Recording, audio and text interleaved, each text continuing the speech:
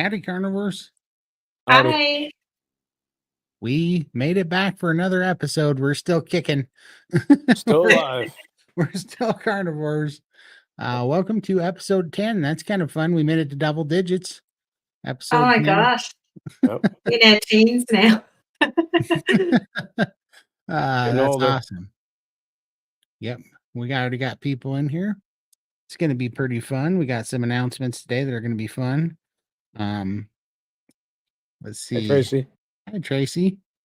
And one thing we want to know from you guys is, we're going to be kind of talking and introducing our what we did for the week here. But while you were doing that, it's National Carnivore Month next month. So we're going to see, we have some announcements of what our goals and challenges are for next month. And we wanted to hear from you guys and see what you guys are planning on doing for National Carnivore Month. So, but so what did you guys do this week, Lindy and Michael? Lindy? Oh, okay. I went to a magic show with my girls in the city, which was a big adventure for me because I haven't been to the city for a very long time. And I was a little bit worried, walking around the city, and Melbourne City, it's pretty big, and just navigating my way around. Am I going to fit in the chairs and all that kind of stuff? I had a lot of anxiety, but it ended up being a fantastic day. My girls, they looked after me, and so I did do a video about it if you want to check it out on my channel at Limitless Lindy, and you can hear about all my struggles, but it was a good day. So it's given me a little bit more confidence to go out now, and I'm looking forward to the next adventure. So, yeah, that was my excitement for the week. For me, I've started priming this week, and let me tell you, it's not easy. Don't want to eat, but I've been pushing through and trying to at least. But I'll probably be doing that for probably 2 weeks. And then the other thing that I've been working on for this week is a project for the community, for all of us. Yay. I'll be announcing that a little bit later. That's awesome. Excited.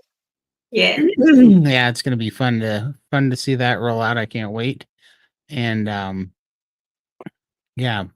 did work. That was boring. I worked. And that was pretty much it. I'm hammering away on the amino acids still. That's been fun for me. And then kind of just focusing on what I want to do what I want to do for Carnivore Month, and kind of make some goals. So I'm working on that, and kind of finally, I think, put together a plan. So that was one thing we were going to announce is we're going to do kind of a challenge for all of us next month. And we are basically naming our own challenge, but it's just kind of an accountability type thing. And just the idea is just to do something a little bit better than we're doing now, and some kind of some things that we want to try to see if it'll help and improve our position, build some strength, and just get us a little bit closer to our goals, And so I think what I'm going to do is I'm going to commit to doing these amino acids for 90 days. That's number one. Number two is starting on January 1st. I'm going to do 90 days of lion diet. I've been wanting to do that for quite a while. And so I'm going to give that a shot, and I'm going to commit to 90 days of it. While I'm doing the 90 days of lion diet, I'm going to commit to the fasting protocol. So I'm going to do, the fasting calendar, which will be, it kind of changes it up, but anywhere from OMAD to 36 to 48 hour fast every other day. So I'm going to be doing that. And it's going to sound super funny coming from me, but I'm going to do yoga.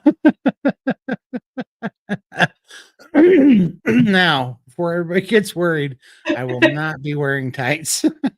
So you will not have to see that. But it actually sounds... That'll make a great video. That'll make a great video, you in your little tutu and tights. Exactly. It would definitely. All right, I might have to make a what do you call those? Shorts. Shorts. Well, yeah, but like a spoof video or a joke. Oh, That would be funny. But no, before I ever even started keto or carnivore, I was looking at what's called DDP. This whole thing's funny. It sounds so upside down funny to me because it's called DDP yoga, which is hilarious because that stands for Diamond Dallas Page Yoga. And wrestler. yeah, wrestler, like a WWE, Hulk Hogan in the ring wrestler. Yep. So it's everything about that is comical. This could be because yoga's funny, wrestling's funny, and then a wrestler doing yoga's even more funny. But on a serious note, the people that have done it and the protocol that he built actually makes sense because these wrestlers, these wrestlers did so much crazy stuff that as they got older, they got real hurt. They were kind of hooked on painkillers and stuff. So anyhow, this is like a regenerative yoga that they built, and it starts real gentle for people in kind of bad shape. So that was right up our alley, basically. Yeah. So because it starts easy and can start to rebuild muscle. So I believe I'm doing it. I believe Lindy's going to give it a shot too.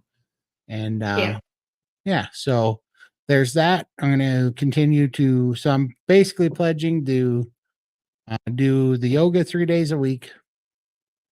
I also have a shake plate. I'm going to do 3 days a week on the shake plate. And I also am going to walk on the treadmill 3 days a week for at least 30 minutes, 3 days a week on the treadmill. And so those are the three things plus lion diet and my aminos. And those are the biggest ones I'm going to commit to every day for 90 days and see what happens. And then I'm going to come up with a new plan. And I'll let Lindy tell what her challenge is, what she's challenging herself to. Oh, well, I don't think I can stick it out for 90 days. I'm just going to do 1 month at a time. So definitely for January World Carnival Month, I'm going to give lion diet a try. I've always wanted to do that. So I'll just probably obviously beef, and I love lamb. So no butter is going to be hard because I've only just started having a lot of butter and I'm really enjoying it. So I've bought some suet to have instead to replace the butter. So definitely lion diet for January. I'll be doing the DT yoga. Looking forward to that. I'll probably try and do a treadmill as well. So maybe alternate the days. Every day I'll do either yoga or treadmill. I definitely need to bump up some exercise. I need to work on my strength with KetoCon coming. You can imagine it's a big venue. I want to be able to walk around and not hold everyone back. So I need to train up for that, I think. I'm definitely taking the aminos again for January, and then I'll see what happens after that. I'm not sure whether I'll continue or not, but at the moment I'm having a lot of benefits. So just play that by ear. So yeah, line, exercise, and aminos. That's my 3 things for Sounds January. Good. Sounds good. Perfect. For me, what I'm going to do is probably start my fasting and exercising and probably work on maybe a little bit of weights or so. There we go. Yay. There we go. Excellent. That is going to be fun. And so with that out there too, we're putting this out there because, it keeps us accountable and it gives us something to kind of push toward, some of these things I was already working on. If this video gets 100,000 likes, I'll find somebody to make me a custom pair of tights. Because technically right now just pants should be called tights for me. Now you got Keith saying this. I got no tights. Yeah, that's my dude, Keith, me and you, right? Knuckles. Yeah, we're both on the same page here. Nobody wants to see this in tights right now. That's a fact. What color tights do you think Todd should wear? Put it in the Wait a comments what minute. color. Wait a minute. I didn't say they get to pick the tights. That's going to take like 1,000,000 likes. I'm not wearing pink tights. Okay. No pink or purple. Lime green. Oh, thanks. Thanks. Appreciate it. The next worst color you could think Yep. of. Let's see here. Oh, these guys. But so some of these things I was already doing, like walking on the treadmill and stuff, but not as consistent. So I really want to pin something down. So I know it sounds like I'm adding a few things on, but it's not all new. I'm just wanting to hold myself accountable, be more committed to it, and mark it off, and not have to tell you guys every week how much I failed. So that's why we're doing this. So if you guys want to, go ahead. Well, actually, before I say that, because I was going to say comment, which I would like you to comment what you're thinking about doing or if you have a plan. But I think this is probably a good rollout for Michael to roll out his announcement. What announcement is that? No. We are going to open up the community to a Discord server for everybody to come in and have a place where we can all get to know each other and become a family. Like, we're kind of limited here on what we can do on YouTube. All we can ever do is have comments and have the chat system. So in there, inside of our Discord server, we will be able to actually have conversations with all of you, with one another, and get to know each other and help support each other through this change that we're all going through right now. Now I'm going to be posting a link in the chats. All you got to do is click the link, go create a Discord account, and you can either download the app to your phone and go through there, or you can have it installed on your PC, which I prefer. That's how I do it. And we will let you guys in, and you guys all have a place that we can all come together. Yeah, and then one of the things we're thinking is when you come in, you can post your own challenges for carnivore month, and then we can help try to keep you motivated on your goals, just kind of same way we're doing. And but just I always think of Jordan Peterson. I love it when he says, you have to negotiate your goals like you're an employee negotiating with a boss for a raise, right? You have to come to an agreement that you can both live with and actually achieve. So my goal was to not make anything out of reach, because it's kind of a blow to your, it's kind of a blow to your self-esteem and your ego and all these things. If you make something too big and you fail all the time, it's way better to pick something within reach that you can sustain over a long period of time. And man, just everything, your confidence builds up by making those little things happen. And then those things get bigger and they make a huge difference. So, but yeah, feel free if you are so comfortable. Once Michael gets you into the Discord server, Just posted the link in chat. there you go. Feel free to post your carnivore month goals. And you don't have to just be a carnivore. We're going to also have a keto section up there as well, and a place to post recipes and other information. Yeah, this is just we're hoping that we're just three people that have certain experience that we kind of share, but this is a big community. And so if we have just a community post where we all can kind of hang out, people can find support and people that have gone through Right. things that maybe we haven't gone through in there. So that's one thing we're thinking. I think there's a post called introductions. So you can just drop in there, say, hi, my name's Lindy, and just tell us a little bit about your story. And then everyone can sort of respond and welcome you to the group as well. So it's a nice place to start. And then you can have a look at the other boards that we've created. And if you've got suggestions for other boards, it's all new, so we'll just sort of develop as we find our feet with it all. But yeah, thanks, Michael, for setting all No that up. problem. It's No problem. exciting. An awesome job. But no, you don't need to have a camera unless we start doing some meetings or something in there. We might have like a stream or something in there at times, but you don't need to have a camera to be in there. There will be voice channels in there that you can go and talk and actually talk to people. But no, camera's not required. No. Or sure not. Nope, just kind of a fun place to share recipes, hang out, Hang out, show share progress how. pictures, Yeah. If you're struggling, somebody will be there to support you and tell you what you got to do to get it Well, going again. likely you're not going to be the first one to struggle with any particular particular problem.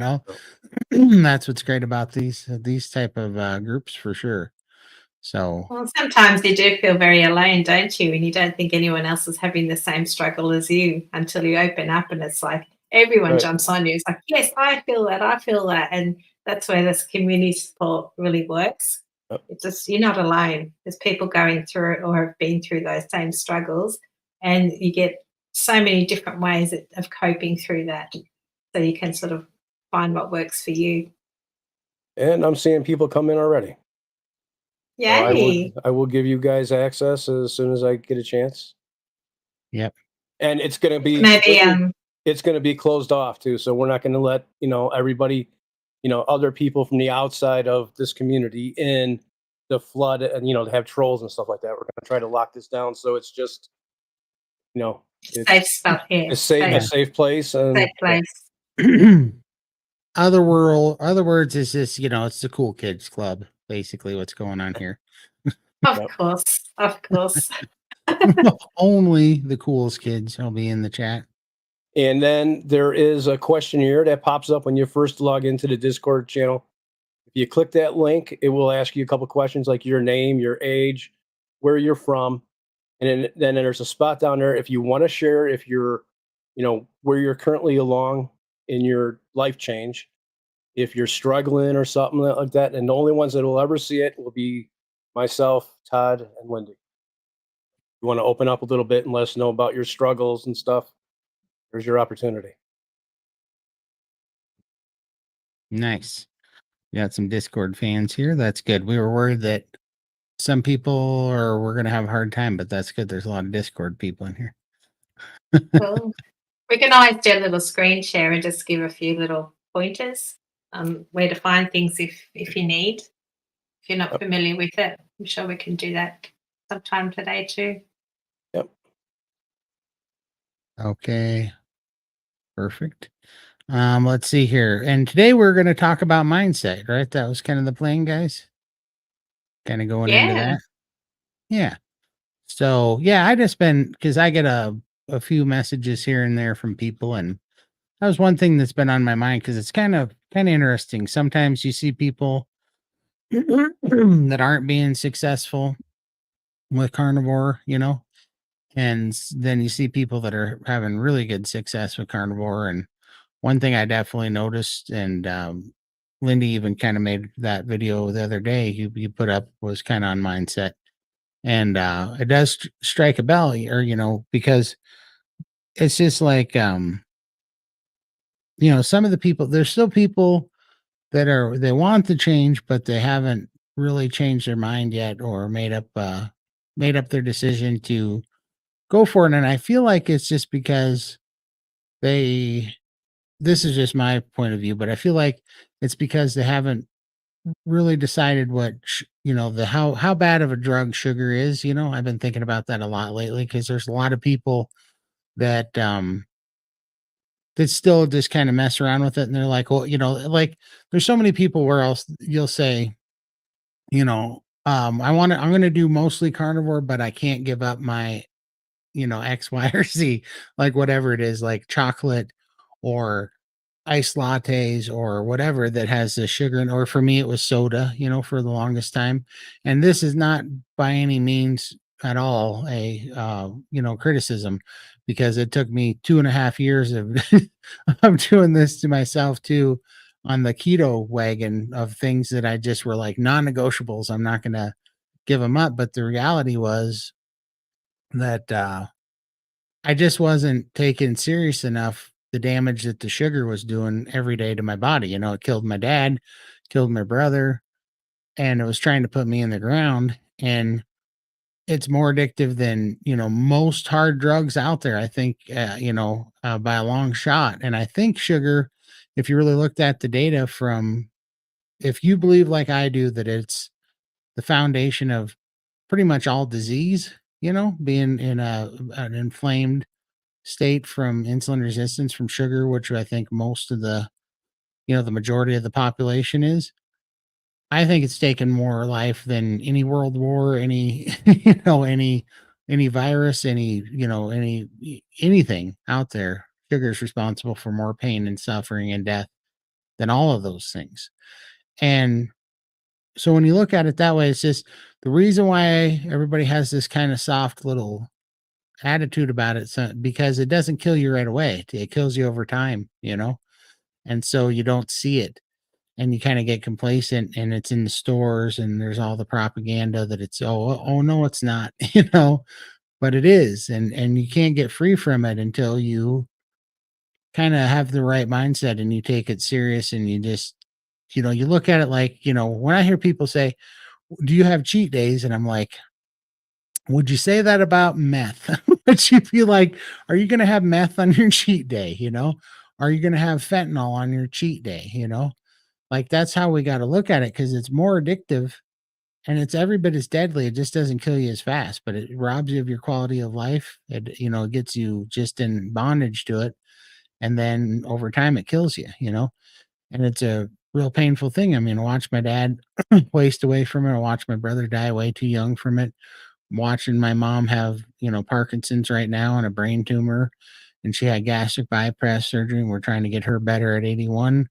You know, yeah, she lived, you know, she's lived a long life, but at the same time, she's been sick since she was like 39, you know, and overweight since she was like 30, you know, and my sister. And so I just see all this and just in my own personal life, and it's all because of this processed food, insulin resistant sugar. And yet people are they're not respecting how dangerous it is and how much of a terrible drug it is. It's still kind of has this cutesy little, you know, Christmas cookie, you know, Easter candy, Easter bunny little feel to it, where it's just all cutesy. And you know, it's a rattlesnake, you know, it's poison, it's terrible, you know. And so Mm. I think we got to start painting it that way. That's one of my views on it. What do you think, Lindy? Yeah, like for me, if I do have some sugar, like people say, "Oh, just one, just have one. It's not going to hurt you." And it's like, yeah, for me, if I have one, I want the whole packet. I can't stop at just one. And then the next time I'm going to want more. And it starts that spiral again. And I am frightened. I don't want to go back to the 800-pound woman again. So I have to say no, because I know that what that one bite will do for me. So it's easy for some people to moderate. And if they can do that, congratulations. But for me, it's such a dangerous thing just have to have that sugar, because I'm an addict and I can't stop myself. So it's better for me to refrain. And Yeah, I've learned that by doing carnivore. If like I've stopped all those cravings now. So before that, I didn't have that off switch. My famous off switch. I For will not sure. trade that for anything. Yeah, it's just given me my freedom and life back. So I just don't want to go back into those old ways, and I know that I can easily slip. So yeah. Yeah. Yeah, I'm just like Lindy. I don't want to make a mistake by having an off day, or, you know, with Christmas coming up and New Year's, and, you know, having a drink or something like that. I just don't want to do it. I've come a long way now in these past almost 5 months now, and I don't want to go back to where I was before. So I'm sticking to what I'm going to do and sticking to the plan, and it's working for me. I don't want to Yeah. blow this. I waited too long to find that off switch, and have it now. It's amazing. absolutely. You want to answer this one, Michael? You just go up to if you just type in Discord up in Google, or if you want to install it on your phone or something like that, open up your whatever phone app. Like if you the Apple Store, or if you're on Android, open up the Google Store, and you can either install it to your phone, or if you want to install it to your computer, just go to discord.com, and you will be able to download it and create an account up there, and then click the link that is pinned at the top of everybody's chat right now. And the Absolutely. group is called Carnivore Pride, Pride. Yeah. So if you're in Discord, I think if you search, would it come up if I search for No, that? Or you have that's to just click a private group? you have to click the link that I provided. Yeah, Yeah, it's and a then private that'll let you group. right in. Yep. There's already people Yeah. coming in. That's awesome. Yeah, it's a play on word. You get it? Because Carnivore Pride, like the Carnivore Pack. Yeah. Let's get to some starred comments here. And then if you guys have any questions or comments, or if you want to talk about what you're doing for Carnivore Month, Challenges. yeah, for challenges, for Carnivore Month, for any struggles you're going through, or any scale victories or non-scale victories, go ahead Yay. and put them in there. Let's get to the comments. Somebody knows what DDP yoga is. Yeah, I did it. I love DGP yoga. It's fun and they keep it fresh with new trainers and videos in the app. Yeah, That's I'm awesome. looking forward to looking at it. So, yeah, we're starting in January. Susan, hey, Michael, talk to Todd, read Todd's thing. I will. You guys got to get the likes up on this video, and I'll wear them. I'm on it. Tracy, can't wait to see you all in Texas at KetoCon. Yay! That's Yeah, gonna be I'm awesome. so excited. Yeah, who else is going? Yeah, I let keep us know if thinking, you're. raise your hands, but we don't have raise your hands here. Yeah, go I ahead. need you. Yeah, let us know in the comments if you're coming to KetoCon. Like seriously, too. This is another thing. Actually, this is a good point because we should put that in Discord to see who's all coming to KetoCon, because we could have a meetup. Yeah. You know. Oh, that'd be awesome. Yeah, for sure. And For Todd sure. can cook us all a steak. Yeah. In my tights. In his tights. Yep. Doing yoga while he's doing it. I'm pretty sure that'll get me kicked out of Texas for good. They'll never let me pass the border again. They might take away your cowboy hat. That's for sure. Oh. Purple one. Oh yes, this was Lindy's doing. Oh, oh boy, that's a good Banjo red, idea. then I look like luncheons, yeah. And it makes you go faster. You'll cook faster. Yeah. Oh, yeah, because I won't want anybody to see me. That'll be the rarest steaks you've ever eaten. Pearl, I was going to say hot pink with purple polka dots. Yeah, a bit of both. Nice. Absolutely, we're gonna be the cool kids group. I mean, who's cooler? Nobody. That's who. There we go. Hey fam, let's see here. You guys aren't very chatty tonight. Let's see what we got here. Carnivore Keith. From my experience, I have to agree. Todd, sugar, and carbs was my downfall, but carnivore is my lifesaver. I hope others around me see the change and become curious for themselves. Yeah. So Absolutely. you've got quite a few family members now jumping on the carnivore wagon, haven't you, Todd? I do. It's Yeah. my sister. So my brother does it. For the most part, he does it like 99%. He has some autoimmune problems, and so he'll get shook up and have to do he does some other like what do you call it, cabbage juice for his gut and stuff. So he's got a few little things, but he's like 99% carnivore. And then my sister's carnivore, and then she got her daughter and her husband on ketovore. They're easing in on ketovore because same thing we all think, even though it's not true. It's I promise you it's not true, but we think that it's easier to start at keto and go carnivore, but it's actually it so feels like it should be that way. But the problem is it's like saying, I'm gonna drink like I don't know, light beer or near beer to get off beer. But the problem is it just reminds you of beer.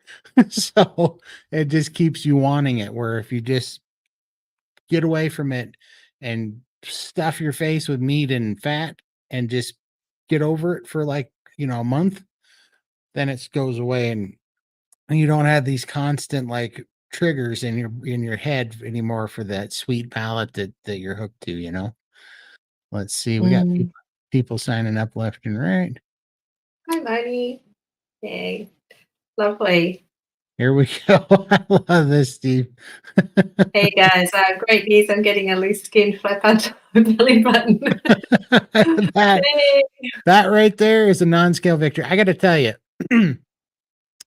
not this go around. I'm getting there, but there's a time when I starved myself for 17 months and I got down to 337 pounds and I was playing softball. But the hilarious thing was when I would round the bases, I sounded like I was clapping for myself. Yep. 'Cause I had so many flappy belly buttons everywhere. Yeah. The guys would laugh because I was running the bases and it sounded like I was cheering myself around there as I was running. It was the greatest.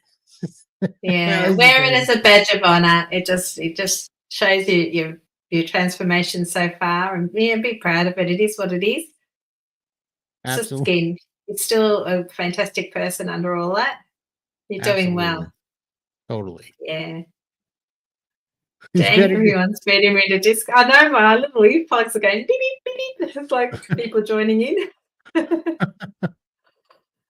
I'm my Apex Odyssey. I'm in Cassandra. Might have to get Nitro so I can have a unique username for the server. there you go. Yeah, Nitro for up. sure. Yeah, I've got to learn how to do all that. Exactly. Who doesn't love Diamond Style Page? I love him too. It's just like if you back up to the 80s, was it on anybody's 2023 bingo card that we'd be doing Diamond Dallas Page yoga? Oh no. No. Ah, life is weird, but it's awesome. Non-scale victories on airplanes. Absolutely. I feel like you're making a reference to a certain first time airplane ride. And didn't make through Discord login bug in it. Oh, okay. Do you already have an account?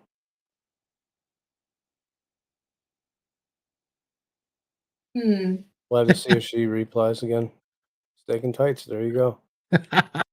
All right, whatever. I'm in. You will not. There's nothing too embarrassing. Okay, so we do have a couple of problems there. Maybe if you could just do a screenshot and maybe you can email me at limitlesslindycarnivore@gmail.com. I can shoot it to Michael to troubleshoot. So it's much easier if we can see what the problem is. Right. Yeah, it's Oh, hard here to we go. diagnose. Here we go. That's what yeah, totally. Could walk down half facing forwards, tray table laid all the way down, not on my stomach. Bathroom was much more comfortable. That's awesome. That is huge. I'm so nervous about the plane. That's why, yeah. You'll be fine. Oh, Absolutely. Promise you, you'll be fine.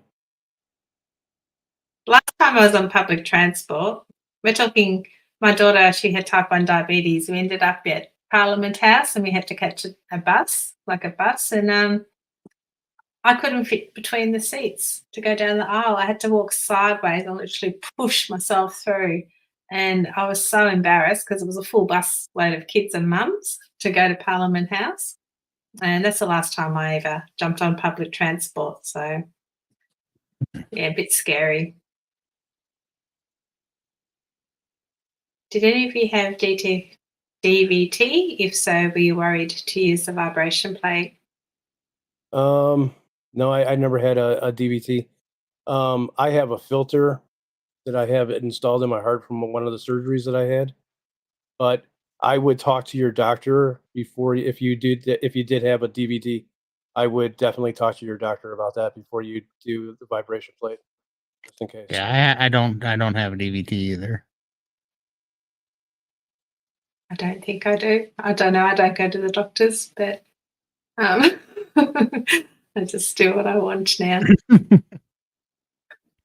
Probably not very good advice. I'm sorry. Yay, you're in. Great job. Here we go. Pursuit of bliss. I was keto before I was carnivore. For me, it helped me to get over the mental hurdle of eating fat. Yeah, good point. Yeah, Very good. absolutely. And I think, I don't know because I could be wrong because I did our keto for two obviously it's dirty keto, but I did that for 2.5 years before I could make it to carnivore. And it's, maybe it's necessary. I don't know because it's funny because we all seem to have that natural instinct that keto is going to be easier than carnivore at first, and it is. We laugh and joke because we call keto the gateway drug to carnivore, so it's good. It's just that I guess it's just what I'm getting at is that I keep having people reach out that want help for it to try to get from that keto place to the carnivore place. But then you talk to them and you're like, this is what I had to do. And they go, well, I just can't do that. It's too restrictive. I can't give up my X, Y, or Z. And it's usually like iced lattes or chocolate or soda or diet sodas or whatever. And like, I'm just saying, I had to make the choice that I had to really do this 100% because I wasn't getting over that stuff. And I found amazing freedom that I didn't even know existed on the other side of that freedom from the drugs that I was so addicted to that were just controlling me, that sweet whatever that just had my mind going crazy on diet sodas and regular sodas and all that stuff back then for so many years. And that's the point I'm trying to make. I know that it's a mental thing and we have to get over it. And I would say this, that doing keto kept me learning about sugar and highly palatable, hyper palatable processed foods that process like sugar, and all the processed junk, all the seed oils, all the stuff, all those things working in conjunction that were keeping me sick. So in that 2.5 years in keto, I did learn a lot, and the things that I learned changed my outlook and my view and my mind on the food that I was eating. And that's why I so see sugar as just this evil, deadly, crazy addictive thing to stay away from at all costs now. Mm. It's definitely not a one size fits all approach. You just have to do what works for you. And Right. I guess I've used this many times before. You need to work out whether you're a moderator or an abstainer. Can you moderate your food and, slowly reduce things? Or do you have to be an abstainer, which is me?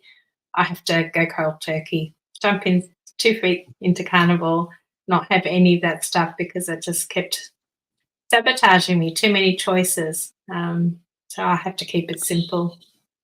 Yeah. Let's see. We got a Um, question. oops. Yep. Okay, if this is TMI and you don't care to share, I get it. But loose skin causes me issues with my autoimmune issues, rashes, and other things. Absolutely. Yeah. Yeah, Yeah. I don't know what to do about it, but I got to get mine off too. Like there's no way when I get the rest of this weight off, the skin's coming off for sure. Like I want it off yeah. so bad. Well, I'm really struggling with the loose skin, but it's been winter here, so I haven't been sweating and all of that. But with summer coming up, I'm interested to see how I cope with it because I do tend to get boils and things like that. Um, I've been fine over winter, but yeah, we'll see what happens this summer. I don't know, but I'd much rather have the loose skin than be 800 pounds. So I'll have to just make it work. Yeah. I don't have Yeah. much loose skin yet, but I do have, with my lymphedema, I do have folds between my legs and stuff like that. The best thing I can tell you to do for the rashes and you get like a wetness in there and stuff like that is to try to keep it dry as possible. It's when it stays wet is when you can get infections, or if you rips open or something like that, that's the worst thing you can do. You can get cellulitis. That will set you back. You will swell up. Try to keep it as dry as possible and as clean as possible as well too. Yeah, yeah. Sandra, hi. Man, I have a friend who religiously rings me when you guys are live. Yeah, Tell your friend we'll love her support. yeah, and tell her to vote for Todd wearing tights too. We need an extra line. Yeah, don't tell your friend that. She could run an actual campaign and make this a reality. Okay. I Oh, agree, thank you, Deb. Ted. I know she'll be fine. Yep. Absolutely. I think that was the end of the other comment. Oh, Frustrating. Oh, frustrating. Frustrating. Okay. Yeah, there we go. Thank you very much. Thank you. I The agree. small. Oh, okay. Yeah. Oh, see, I've got a lot of loose skin though, so like I am flat when I lie down. When I sit down and just yeah. So I don't know whether I'll get the seatbelt around me because of that loose skin. If I didn't have that skin, I'd probably be okay. But Just make it a double. That's what I always had to do. what did you call it? It was a gold ticket. Yep. Yeah, the So golden to ticket. first class. Yeah, Yeah. I don't keep I wonder if we've told these people that, but do any of my big people know about the golden ticket for the upgrade? Put in the comments if you know about the golden ticket. This is like proverbial clickbait. It's probably the only good thing about being 800 pounds is that golden ticket. The golden ticket. Lindy, I always asked for an extender as soon as I board on international flight. I didn't need it. Oh, congratulations. That's awesome. Yeah, I'll get my daughter. My daughter's coming with us to with me to KetoCon, so I might get her to film it, and then I'll show you whether, see how it goes. Hopefully, I'm not too embarrassed. I've got Todd's story in my head, so I'll keep smiling and just think of Todd. How would he react? You're gonna get on there and start laughing when it takes off and you picture me looking at some strange dude's beard chin. You're gonna laugh. Do I use it now? I think I missed something. Go to stop. Oh, that's for the vibration plate. Oh, yeah. Let me see. DVT. So she's used the vibration plate, and we suggested she maybe talk to a doctor first. Go. Yeah, for sure. Oh, she already got it? Or you already used it? Okay. Yeah. Maybe catch Dr. Berry or Dr. Chafee on one of their lives. Maybe, because I think they're on every Monday night. So that'll be tomorrow for you. Yeah, exactly. Chafee's going to be on Steak and Butter pretty soon. Yeah, Friday, I believe. No, let me see. Yeah, pop it in because you're in SBG gangs, so just pop it in under the meeting. Pop your comment to Dr. Chafee, and see what he has to say. That's a great idea. He'll be there at 7 p.m. on December 15th, this Friday. And then Dr. Kiltz is going to be there on Wednesday at 6 p.m. Central Time. Yeah. Pursuit of Bliss, my keto experience wasn't filled with substitutions, so I did try different recipes, but that was limited for me, and I don't have a sweet tooth, so I didn't do much of that either.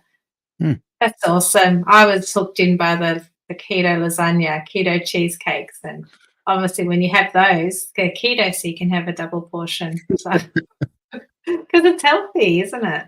Yeah, that's how my mind works, so that's why keto didn't work for me. Yeah, I was all about the keto chaffle pizzas and I like that. I like the taco salads, of course, but of course, if you're gonna have a taco salad, you're gonna need, about 30 ounces of sour cream on it, roughly.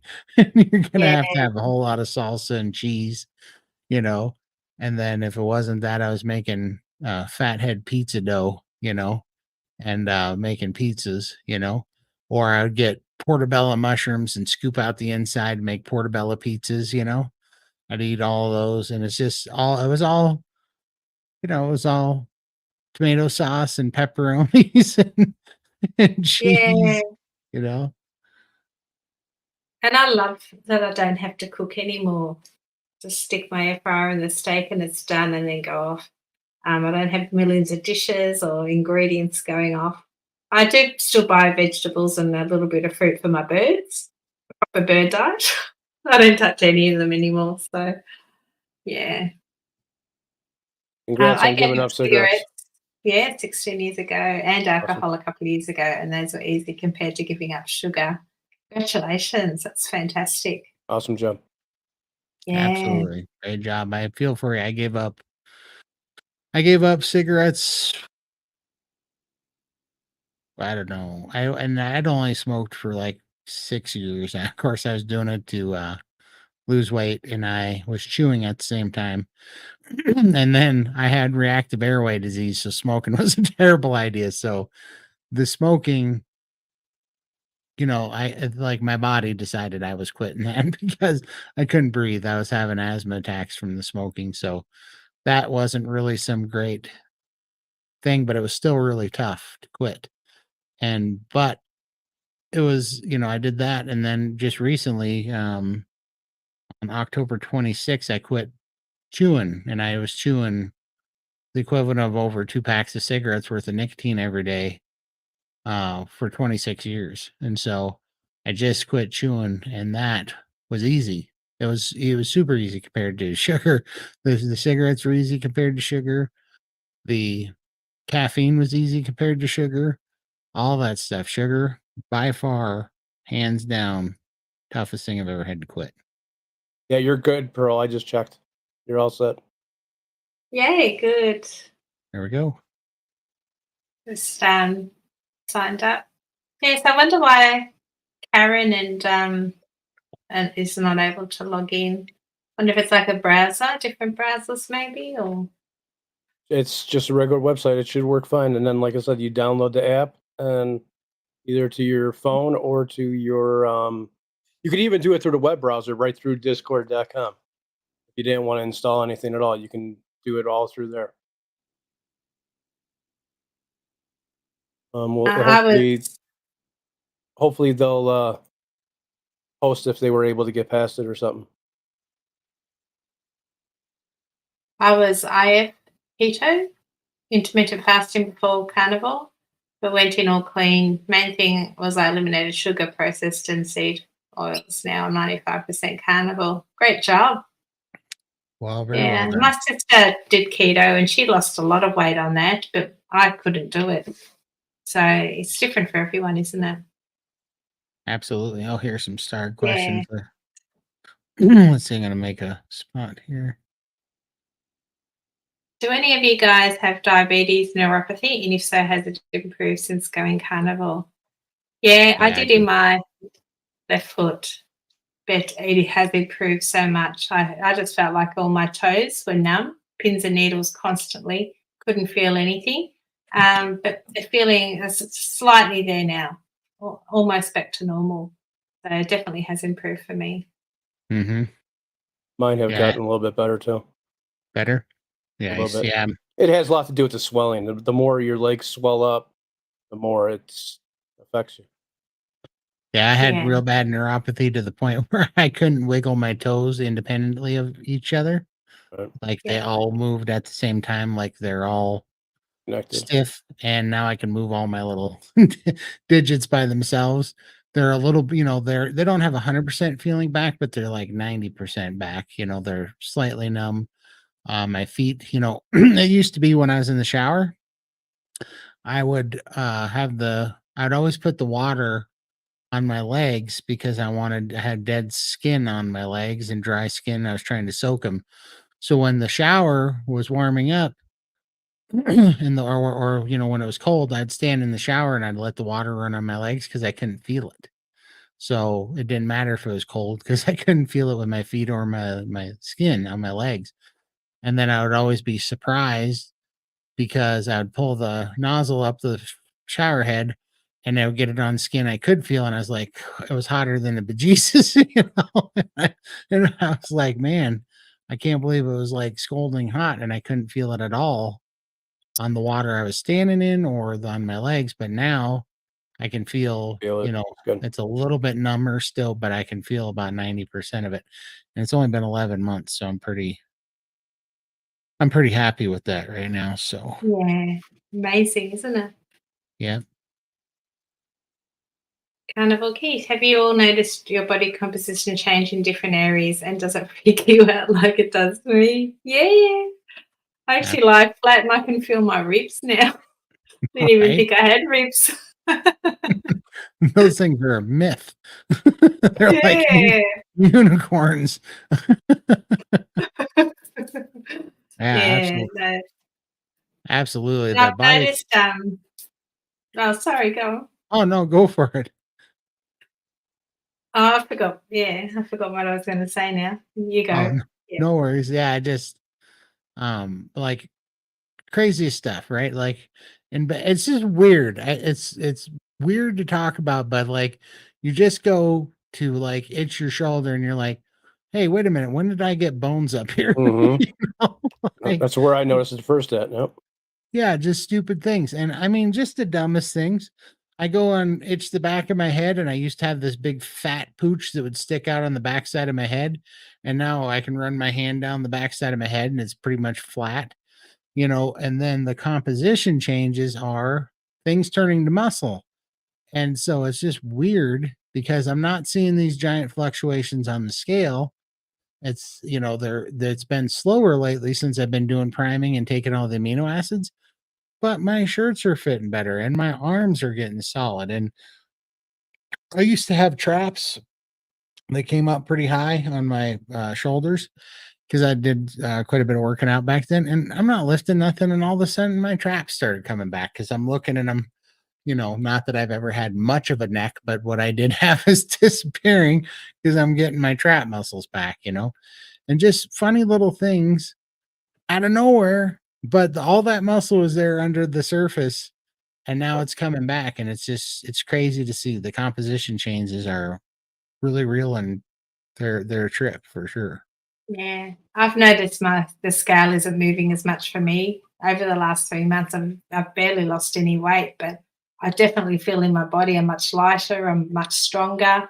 So I kind of think that maybe I've got more bone density and maybe muscle mass, and that's all increased. And that's why the scale's not moving. But I can definitely feel it in my clothes. That like even this dress used to be tight around the back. I could just do that, but now I can actually. I always thought I was going to rip the back out of it, but now I can move around. It's really nice and loose. But the scale hasn't changed. So, The scale doesn't always tell mhm. the truth. It's your body's changing and you're gaining muscle and losing fat. Yeah. I'll take the muscle any day, even if I go up a little bit. Who cares? Yeah. Yeah. No, it's obviously nice to see the scale move, but geez, I Oh, I don't know. hold it. Yeah, I don't follow that much anymore. I just do it because I don't get error anymore, and I'm excited not to see I EWR. know. I know. Hi, Paula. Dang, I keep screwing up the chat. Lindy, you have my email. If you send me your address, I'll mail you my seatbelt extender. I bought one years ago and I don't need it anymore. Well, that's okay. Thank you. Right? Pursuit please. It was actually harder for me to go carnivore, even on keto. It was more plant focused. I had to learn to eat fatty meat daily. It took me 3 attempts before I was able to get the hang of it. Yeah. My husband hates the fat, which is good for me because I love it. So we always cut all the fat trimmings off his steak and it ends up on my plate. So um, yeah, some people just don't like it. And have you tried butter? I mean, that's been a nice. I've actually been enjoying butter the last couple of months. Mm.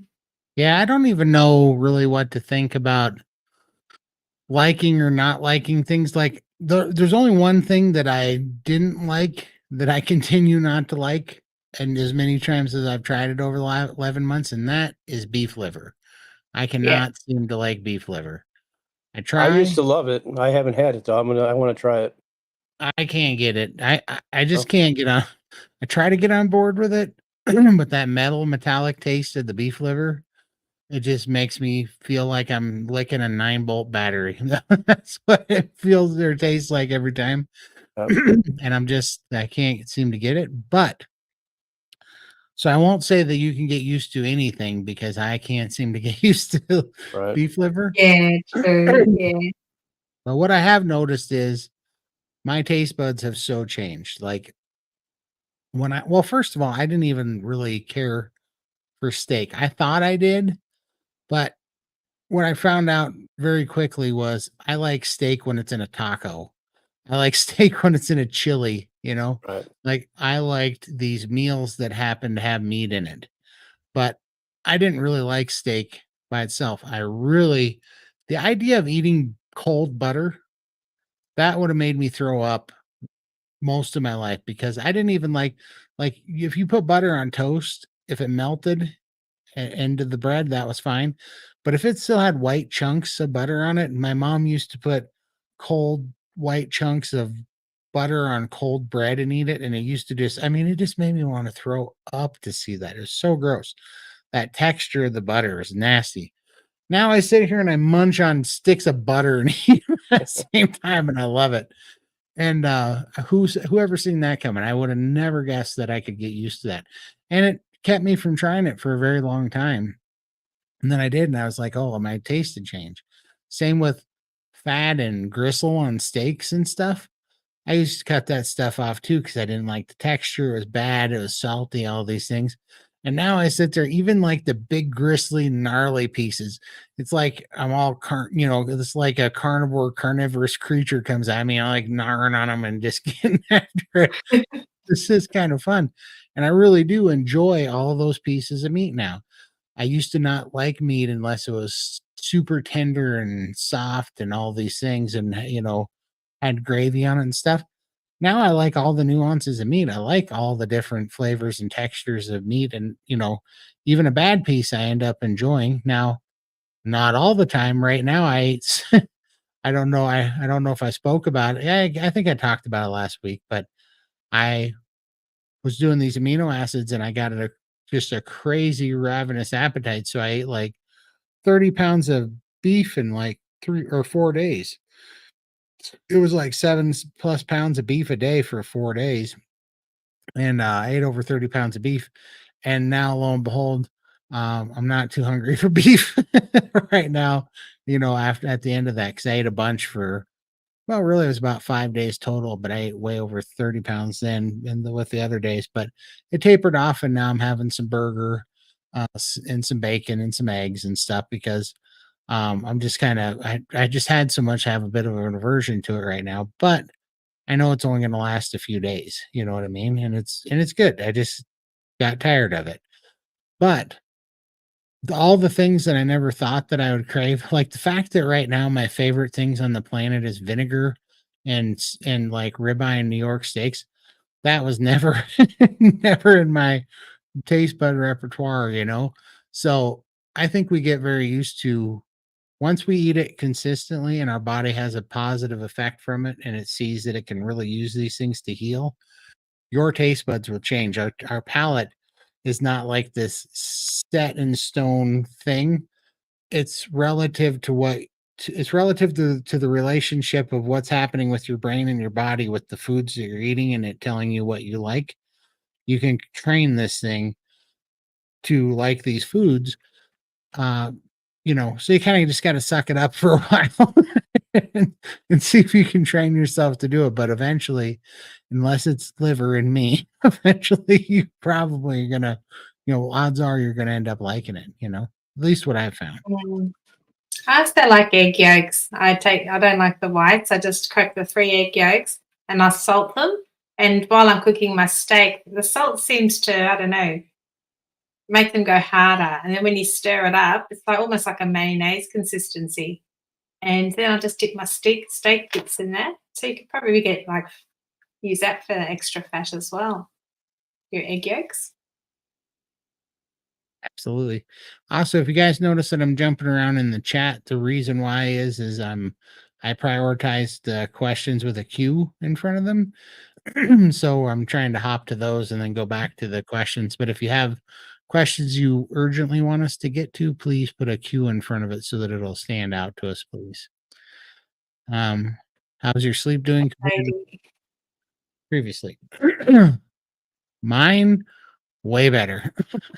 I was so bad before, and even after carnivore, I did better at first on carnivore, and then I got I had spent under eating and doing OMAD too long, and my sleep got bad, and it got worse when I did priming. But after 4 weeks of priming and taking the amino acids and everything, and getting off Copenhagen tobacco, my sleep's fantastic now. In fact, I can sleep for 7 hours like a baby now and wake up feeling like a superhero, which is amazing because I never had that my whole life. And this is new the last 6 weeks, and it's pretty amazing. And it's helping things heal a lot too. I've never been a very good sleeper, 5, maybe 6 hours at the max, and I wouldn't sleep well. I would wake up and I was exhausted. But now, since I've been carnivore, I find I still only need a short few hours of sleep, but I wake up refreshed. I'm actually having a deep sleep. I'm actually dreaming now, which I never used to dream before. So I'm obviously getting into that deeper sleep cycle. So I feel refreshed when I wake up. So definitely has improved. How about you, Michael? Before, I was lucky if I was able to get 2 to 3 hours of sleep a night. I would keep waking up to go to the bathroom, and eventually I would just and if I didn't get back into bed soon enough, I would just lay there for the next few hours trying to fall back to sleep, and I just wouldn't. Now I sleep great. It's the improvement in my sleep just in these past, I'd say probably just in the past 2 months has increased so much. I'm able to sleep all the way through the night, wake up, and I feel refreshed, and it's awesome. I love it. Absolutely. Way better. Yes, I was again at the keto cheesecakes and keto pizzas. I made them so much. Yeah, it's too good for me. Yeah, Absolutely. They're just put it moderate. hyper palatable. Yeah. Those types of things were once in a while, things I would do on the weekend. Fathead dough, that's too much work for all the time. Yeah. You got to do it in bulk, though. When you're making that flathead dough, you got to make 8 or 10 of them if you're going to be a keto glutton like me. You got to turn it into a production line. It's good that you can moderate all that, but for someone like me, I just want to eat that all the time. It's not a weekend thing for me because it's delicious, or I don't know. So it's a comfort food, and I was all about the comfort eating because it made me feel better, made me forget about things just while I was eating it, and then I was back to my normal depressed self again. So, and then I felt guilty about it. So that cycle's now broken on carnivore. That's why, it's working. Steve, and I'm all signed up. I guess I already had a login. Yeah, Steve. Well done. I got a DVT from PICC line into heart after septic arthritis surgery. No surgery since I've been carnivore. Fingers crossed. Yep. There you go. Wow. Ribs and collarbones showing and hip bones in bed. Amazing. Yeah. I know. It's so weird. good, isn't it? You know what's showing up in bed is more of me, because before I could just see, I could see the crest of a harvest moon belly. That was all I could see, and now I'm like, Oh. would you know that I have knees? You know? Amazing. Yeah. Well, I've always slept on my side, and I just know my arm was always like this because of all the weight.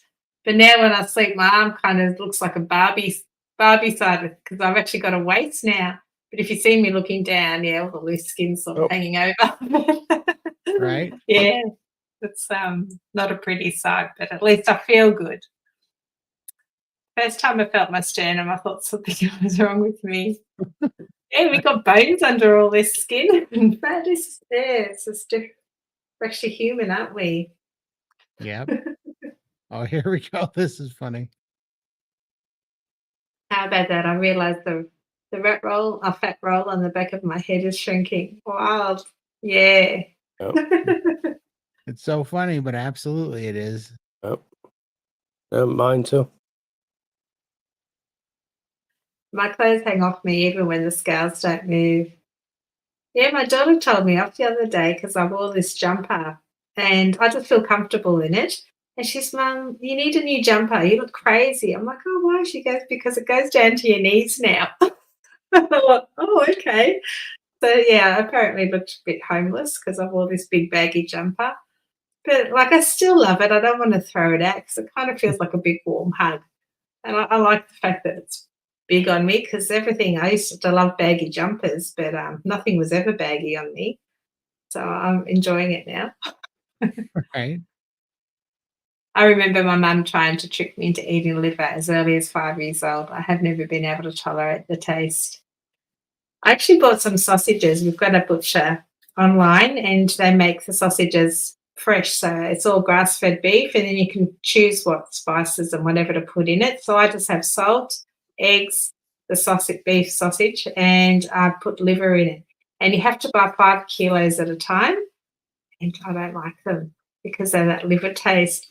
So Yeah. every now and then I just put them in the air fryer. I'll try and eat one, and then my dog Bella gets the rest of them because I just can't bear to eat them. So 5 kilos worth of sausages. It was a bit of a waste. Yeah. And my family won't eat them either. So I'm kind of stuck with them. How about calves liver? I really love liver, always have. Have you tried it at all? Probably Michael has. I've never You like tried calf liver? liver. No, I haven't had. I didn't know there's a difference, to be honest with you. I mean, it makes sense that it would be, but I'll have Yeah. to. I'll maybe I'll try it. Meh. I'm always so disappointed in liver. I'm like, yep, tastes like I'm sucking on nickels, just like the last one. Like, I just cannot get past that metallic taste. But yeah, here we go. They say it's milder. Maybe that's what you need to eat then. Yeah, I'll give it a shot. I'm I not can sure definitely get hold of some. which liver my mom made when she would make it, but she would make it with I know a little bit of flour on it. She would coat it with a little bit of flour, then fry that with onions in it, and then throw lemon juice on top. It was good. Hmm. Yeah. Maybe if someone cooked it for me, I'd try it, but I just don't even like the look of it. It's a bit Mhm. scary for me. Yeah. I love chicken livers. And I make my chicken livers with bacon wrapped around them and throw them in the air fryer, and they're really good. I saw those. Those look delicious. And I'm not eating chicken right now, but I was like, man, those livers look good. They Because didn't I knock me out. They didn't knock me out of ketosis either. Now, chicken breast will knock me out of ketosis, but the chicken livers did Excellent. not. Ah, Well, wow. I wonder if those chicken livers, you know how that there's some chickens that are like laying chickens that they put in dog food, and also I wonder if they use their organs. But I don't know. might that'd be interesting. They were tasty though. Brown butter bites with crumbled bacon in it. God, that sounds nice. I haven't had butter bites yet. Yeah, have you had them, Todd? I haven't either. But yeah, brown butter bites, yeah, I love those. And my favorite scrambled eggs, I do brown butter and then I soft scramble the eggs in brown butter. Ooh, ooh, is that good? So good. Sounds good. Sure. Oh my God, Todd, my grandmother used to put 5th-inch butter on a sandwich and peanut butter together. Oh, peanut butter. Oh, I'm sorry, I would have enjoyed that too. I'm with your grandma. Sorry. That's got me giving the heebie-jeebies. Where are you guys located? Melbourne, Australia. just I'm outside from Chicago. Montana, Bozeman, Montana.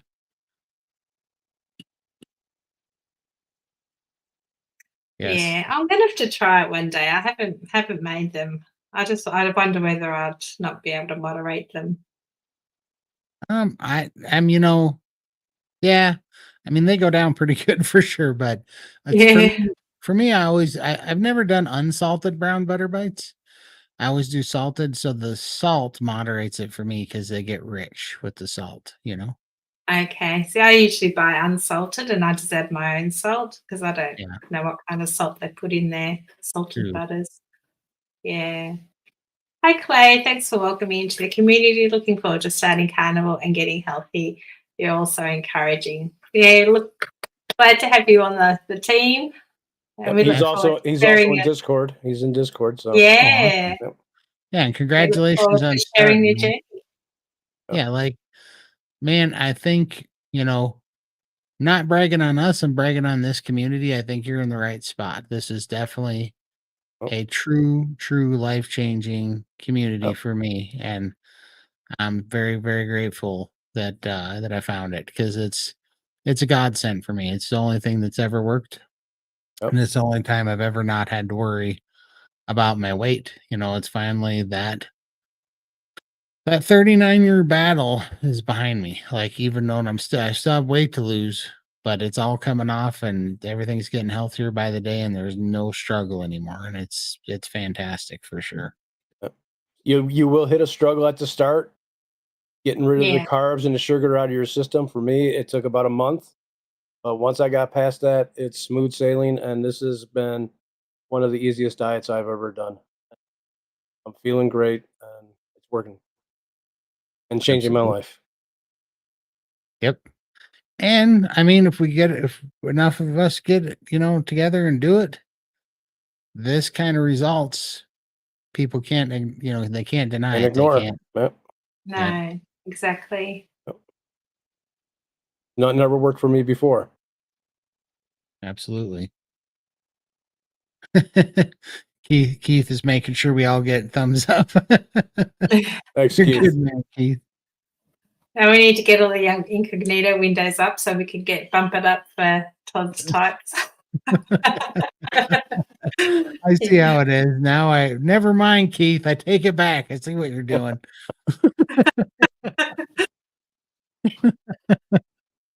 Elizabeth, Sarah, welcome. I've always slept on my side with my knees together. My knees are getting so bony. It's a bit uncomfortable now.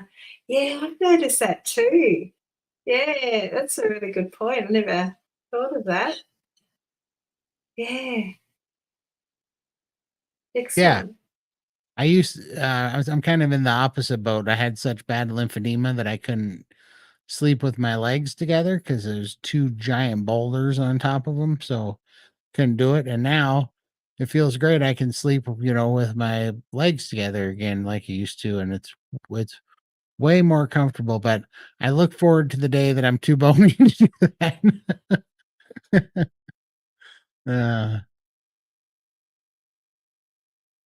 Linda, I thought I was sitting on something when I got in my car one day. It was my tailbone. Oh, That's that's something that hurts. that's a Tailbone. bittersweet victory. Have you seen, I don't know, I don't even know if I want to talk about it, but I saw a YouTube video the other day of these people getting their coccyx like adjusted, and you just you just gotta look at it. It looks like I'd have to really know my chiropractor intimately, but he like reaches in with two fingers and he goes right up the tailpipe, and he reaches in and he pulls that bone back on your tailbone and he adjusts it. And the only reason why that popped in my head is because me and Michael, and I think Lindy might have had this too. But me and Michael, one of the things that we suffered from when we were losing weight was our tailbone was killing us. yeah. Mine's hurting me right now. Yep. Yeah. It was Yeah. brutal. Gosh, and I No went one, through. no one's going to adjust my tailbone. I'll tell you that. I'd rather put up with it. Right. I'll suffer. Yeah, Thank you. go ahead and Google a coccyx adjustment. It Todd, is if you want to hilarious. do that in Texas and in your tights, you go for it, man. I'm not. I knew you were going to bring the tights into this. I'm not advocating that anybody do it. I'm just saying, what a shocker! Like, if you went in and you had okayed them to adjust your coccyx and you didn't know how they adjust your coccyx, let me tell you, somebody would be missing teeth when that adjustment got done.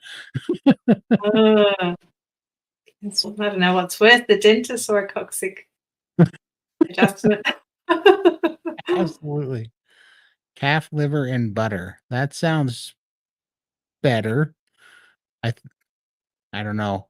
Maybe to me it just would have to be in like a chili, but I don't do spices, but like you'd have to really cover it up in something. You could, Steve. Yeah. Pork rinds? Mm. I don't have much experience with the pork rinds, but Yeah, I haven't done nothing with that either. I usually, if I open the bag up, I usually eat them too fast, and I try not to keep them in the house. I don't need it right now. well, Yeah. I only made one thing with pork rinds, and I think I was trying to. Oh, it's nachos. What happened to me was I tried to. This was when I was doing keto, but I tried to make keto nachos, and what happened to me was it rehydrated the pig skin. Right, And I'll and it's tell all you what, mush. it was chewy, like cartilagey. And it had, I mean, bleh, it was so gross. It was like, okay, I just rehydrated pork skin. It was like, like pork crackling, good. Rehydrated pork skin, not good at all. Uh-huh.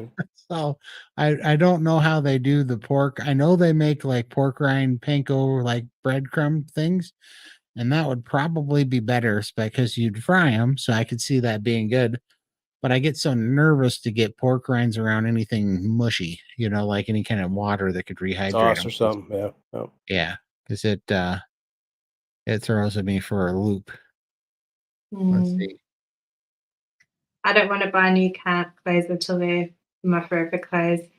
I'm in the same boat. I'm starting to swim in all my clothes, but I don't want to buy any more clothes until I'm ready to go to KetoCon. And then take my girls shopping, we'll buy a new wardrobe then. So I'm going to continue swimming in my clothes. Yeah, you could do some shopping in Texas. Why not? We can get you a hat. We can get you some boots. Sounds good. I've never worn boots because my calves are too thick. Maybe I'll be able to buy some boots. That'd be awesome. Yeah. Hi, Joanna. I started keto 4 months ago. I had no results. I jumped straight into carnivore. Awesome. How are you going on your carnivore now? Yeah, that's a great Question. question. Yep. We'd definitely love to know.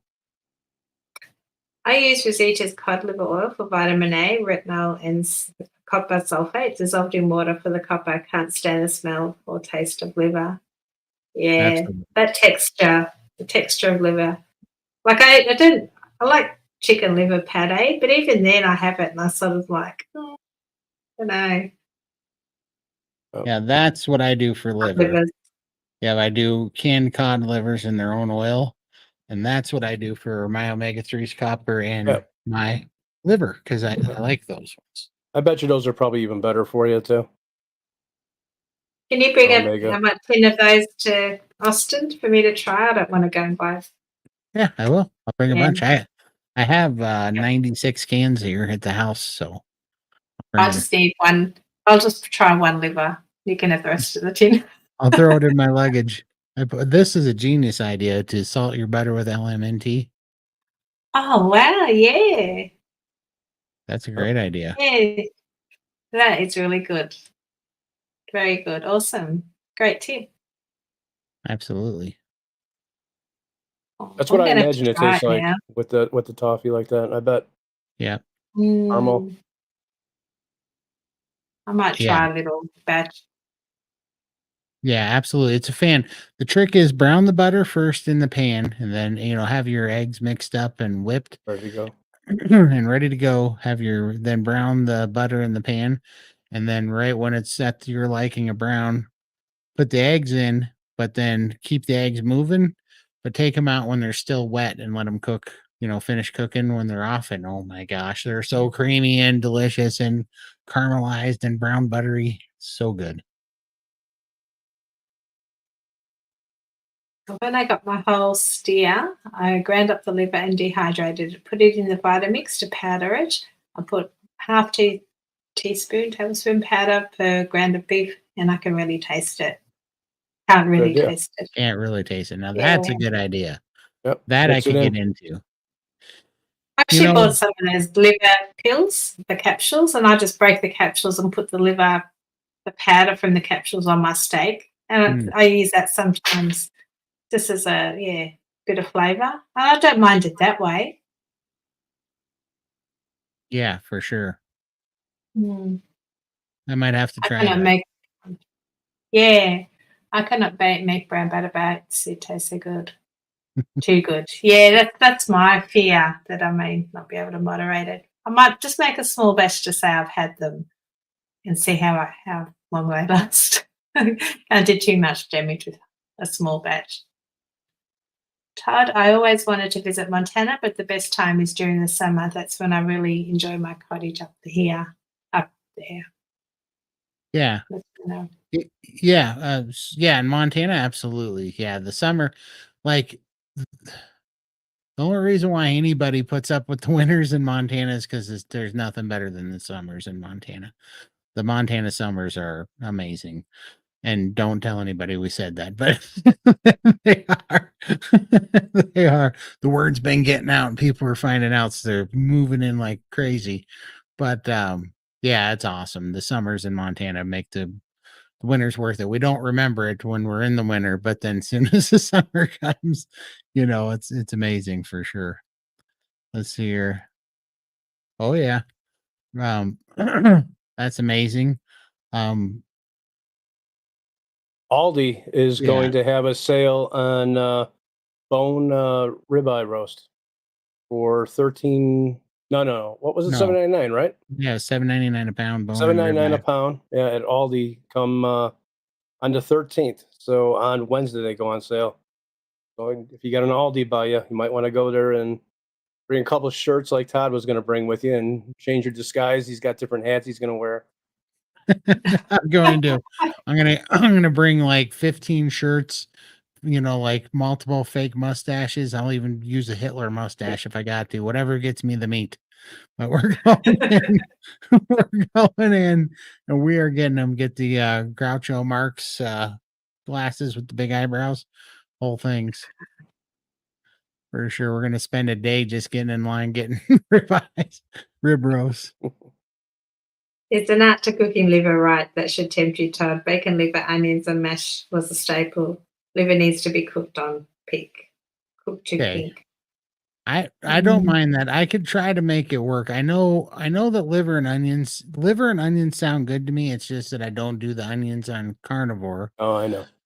So I wouldn't caramelize them, and that's the problem. Like I think I could like if I wasn't on carnivore and I could use unlimited spices and ways to Right. spice it up, I could make liver taste good. But Yep. it's just like plus I've heard that people what is it? They what am I trying to say? They soak it in buttermilk, I think it is, to take the irony Oh, the taste. metallic way. Yeah. Yeah, and so, but I kind of think that I think the reason why you're doing it is to have that copper and iron taste in it. You're trying to get some of that, but you know, God bless them. I think I would rather take the copper supplements than eat the liver. It's just like my amino acids, right? I like them in pill form because I don't have to taste them because amino acids taste like earwax and vomit. So it's just like some things are better just doing it. But I do like the idea of trying. I think because we can have the powdered onion powder. So I could try to make something with powdered onion powder and see what I can do. I also wonder what would happen if you use vinegar to kind of cover some of it up because I do like vinegar based things. So I could play with it. That'd be fun. Okay. Link says air. Let me just check the links to make sure they're all working. What channel are you in? I just want to make sure I didn't mess one of the links up. See if I see you posting in there. That's a good way to. Body pillow. Yep. Browning the butter is caramelizing the small amount of milk sugar in the butter, making it taste like caramel. Caution. Yeah. Yep. I'll do a little bit just to try. Then I can say I've had it. I went through that same tailbone pain, drove me crazy till it went away. I'm hoping mine just disappears.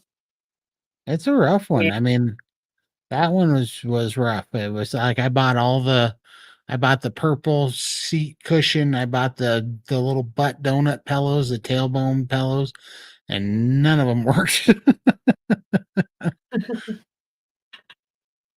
I You're all checked. cracking me up. I checked all the links. They all work.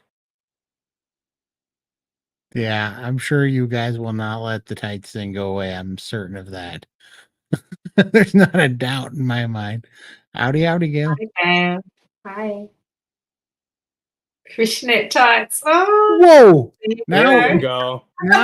now we're talking about this is big money. You're gonna have to pay me to do fishnet tights. Holy go. crap! My oysters will be hanging out. Hi, Gail. These guys are getting risque. I put my liver in water with baking soda in it, leave it a few minutes and rinse it. It takes the mineral taste out of it. It's a Hmm, good idea. that's it. I've Okay. never heard of that one. I'm gonna write that one down.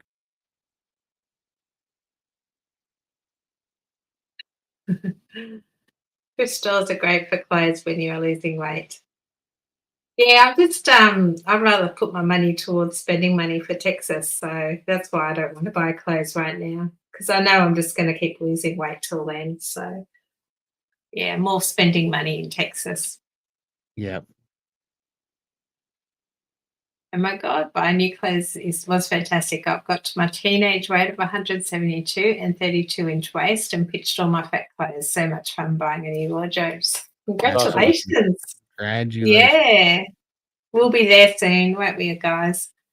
Oh yeah. Thankfully, I only had to buy new jeans. I'll save up all my t-shirts from before I got sick and fat. Yeah, no, I've got fat clothes in there and I've got my skinny clothes, and the skinny clothes are getting loose for me now. So I'm actually running out of options. Yeah, I'm looking forward to it. Like I'm in a weird spot where like like below the waist and above the belly button, I can wear skinnier clothes, but right around the middle, Yeah. I still have to wear the same size or not the same size clothes, but not near like I'm down two or to three sizes from my peak. But I could be down 5 sizes if I didn't have the spare tire right in the middle that bunches up Right. and, I would endanger small animals and little children with flying buttons if I sat down with a too small a shirt on down there, so it's, yeah, it's just the way it is for now. We just got an alley in town a few days ago. There you go. Yay. Worth checking out. Exactly, Gail. We said it this way, Montana has 2 seasons, winter and road construction. Yeah, that's the way it is here. Yep. But yeah, I like that winter in August. Yeah. That's a fact. Uh, howdy, howdy. Yeah, I'm with you, Gail. Yeah, Yeah, I'd I'm rather kinda in not. that camp too. I do. So what's the time? It's 4:30 here in New Zealand. Good to see you. Yeah, it's about 2:30 p.m. here. So 8:30 PM in the past compared to Lindy here. Yeah. yeah, it's Monday here today, Monday. But New Zealand's Monday as well. So There you go. You guys are in the future. I keep asking you guys to send me the lottery numbers and I'll split it with you, but nobody does it. Nobody does it. No.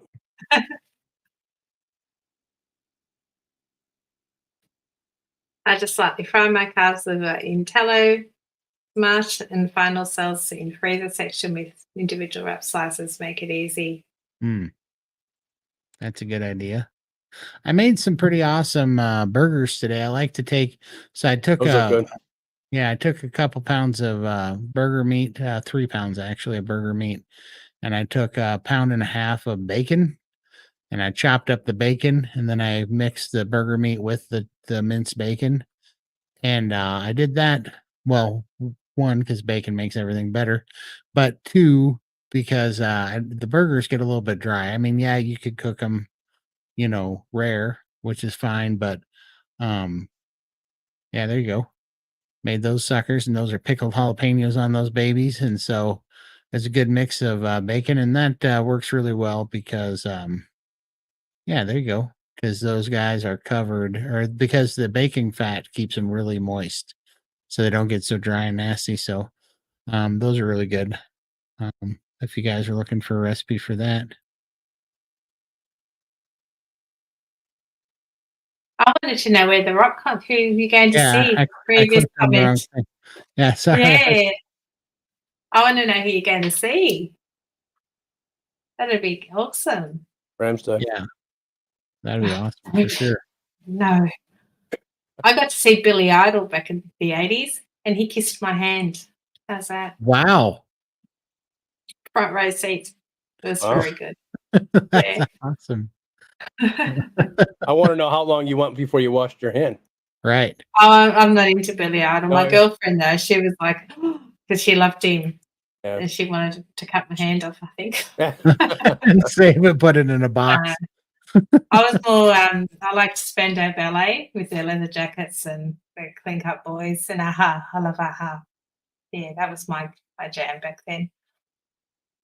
Nice. I've been to Oz, but never to New Zealand. Yeah. 9:30 in 9:30 in Texas. Here we go.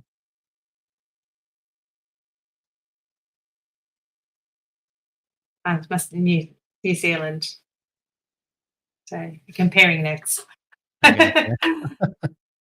I got Todd Mackie time back later if you're still online. See you, Right Deb. on. See you, Deb. Take care, Deb. Thank you so much. Drive safe. Yes.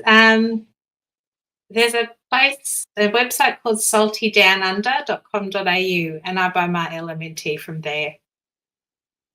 saltydownunder.com.au. I shall return. Right on.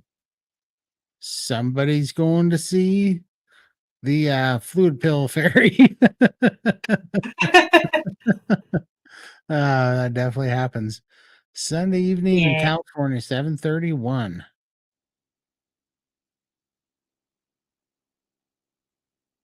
In Northern Ontario, we have to go through the torture of 6 weeks of black fly season before we get to enjoy our summer. Black That fly? sounds right. Are they like big black flies, like really big ones, or what's a black fly? Just Yeah, they're just I think they're the same ones we have here. You know, they're standard big standard but larger house fly, but they are everywhere. We had a super bad black fly season this year because it was very humid here. We don't usually have humidity, and it rains so Yeah. much that it's humid, and the flies were out of control. I mean, drive you out of your mind crazy. It was Yeah. driving me nuts this year. Oh, We have a huge fly problem here. As soon as the sun comes out, they fly in, and because of my dog, she's 15 and she won't go through the doggy door, so we have to hitch it up, and they come in through that doggy door, and it's almost like an airport. You just there's flies buzzing up and down the hallway from window to window. Look, this is on my desk permanently, my fly spray, Mortine, and I just sit here spraying flies. Oh, I think I hate them. okay. So black flies, I think we call those fruit flies or gnats, is what we call them because they're tiny little Okay. swarms. Those we had those here too, and we call them fruit flies. But yeah, those were terrible too. The fruit flies were everywhere. Gosh, it sucked. Yeah. We have an old saying in Alaska. If someone asks you what your summer is like, we say, if it happens on a Sunday, we go on a picnic. Oh, Alaska looks beautiful. I'd love to see Alaska one day. That looks so nice Absolutely. in the postcards and on TV. Yeah, it looks beautiful for Mm. sure.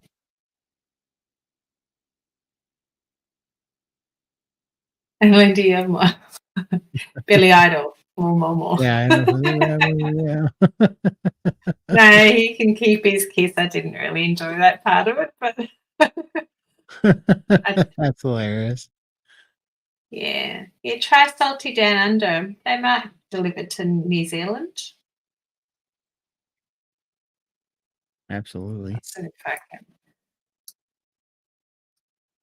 With you guys on the liver, I've been given some fresh from the farm. My neighbour loves it. Maybe ask your neighbour to cook it and maybe see if you like it. I don't want to cook it. Right.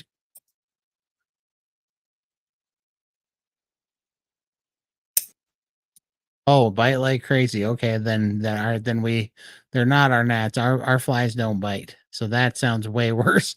If you have a swarm of biting flies, yeah, those can go right back to hell where they came from. That sounds terrible. Biting little swarms of flies, that sounds bad. We get march flies. They're huge and they've got like a little, I don't know, sharp nose, and they bite. They're really vicious. Oh, They're awful. March flies, they're called.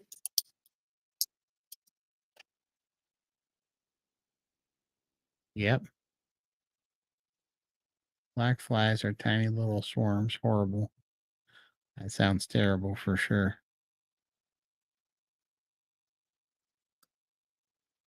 Yeah, I bet so.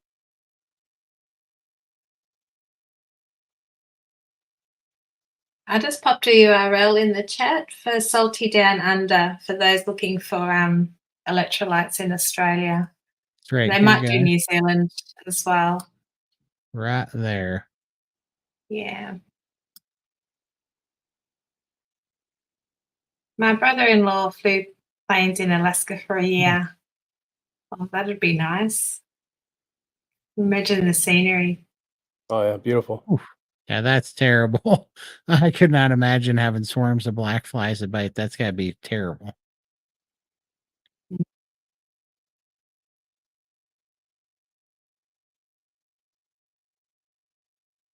Just got to freeze dry, so I think I'll try that. That'd be good. And then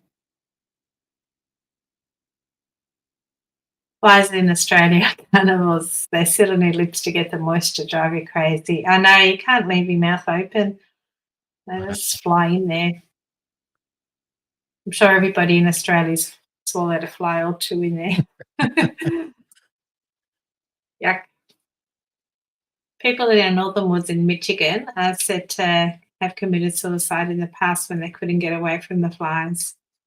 Wow. That is Yeah, crazy. That is they do crazy. my head in. They really do. When they're buzzing up and down the hall, I actually take them on my phone and send it to my husband. I said, "This is what I'm sitting here listening to all day while you're out there working. I'm stuck in the house listening to these damn flies up and down the hallway." He couldn't believe the noise. They're Oh, shocking. Mm. Wow. That's crazy. Yeah, I've heard that people freeze their liver and swallow them as whole. That sounds like at least a feasible idea.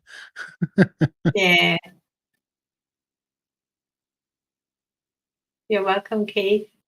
I Yeah. don't have elementary every day because it is expensive, but like every 2 or 3 days or, yeah, sometimes 4. When I remember, I just have 1 sachet.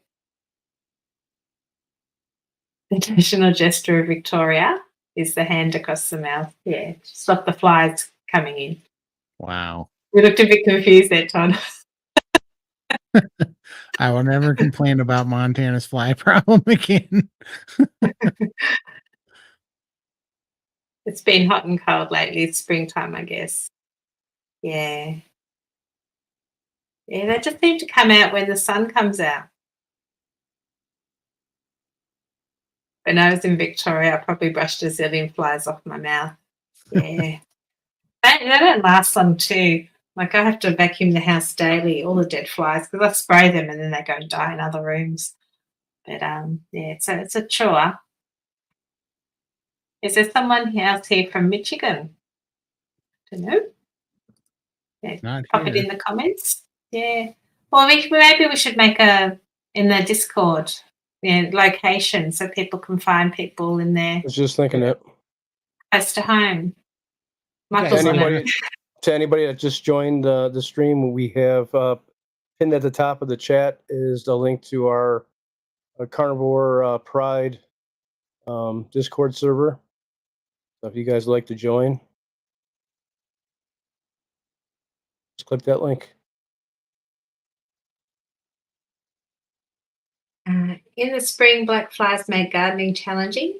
I use a bug hat duct tape to my long sleeve shirt. I also duct tape my pants to my socks. Brutal. Wow. Oh, wow. Yeah. That would There's be no rough. escaping them. 11:40 a.m. in Western Australia. There you go. Nice and early for you. It's Yeah. almost, yeah, coming on 3 now here. Lindy, how do you work out your macros? So hard to understand all the US numbers, so different from our metric numbers. I don't. I just eat when I'm hungry and stop when I'm full. I don't even worry about macros or measuring things. And I guess that's another reason why keto didn't work for me because I couldn't get my head around it. Let's say eat how much we worked it out today this morning, 250 grams of steak, like a porterhouse cat steak, is 60 grams of protein. Like I didn't know that. So they say you should eat how many proteins? Todd knows all that stuff. It's too scientific for me, so Yeah. I just eat. Yeah. You're supposed to eat anywhere from point 0.8 to 0.8 ounces to 2 ounces of in grams of protein, or what is it? Grams. You're supposed to eat 0.8 to 2 full grams of protein per pound per pound of lean muscle mass that you want. So essentially, if you're to say you wanted, so it depends on if you're working out or if you're sedentary. So if you're sedentary, you can do basically, to make it easy, you say 1 gram of protein per pound that you weigh, but then you'd have to do the conversion on that to kilograms and and those type of things that you guys use down there. But um that's kind of the given calculation you're supposed to do for protein. But you're totally right. If you just eat meat and if you're eating a bunch of meat and you continue to be hungry later, like not satiated very long, then you need to add a little bit more fat. If you are eating fatty meats and you end up going to the bathroom a lot, you need a little bit less fat, you know, and that's kind of the easiest way for me to keep track of it. Let's see.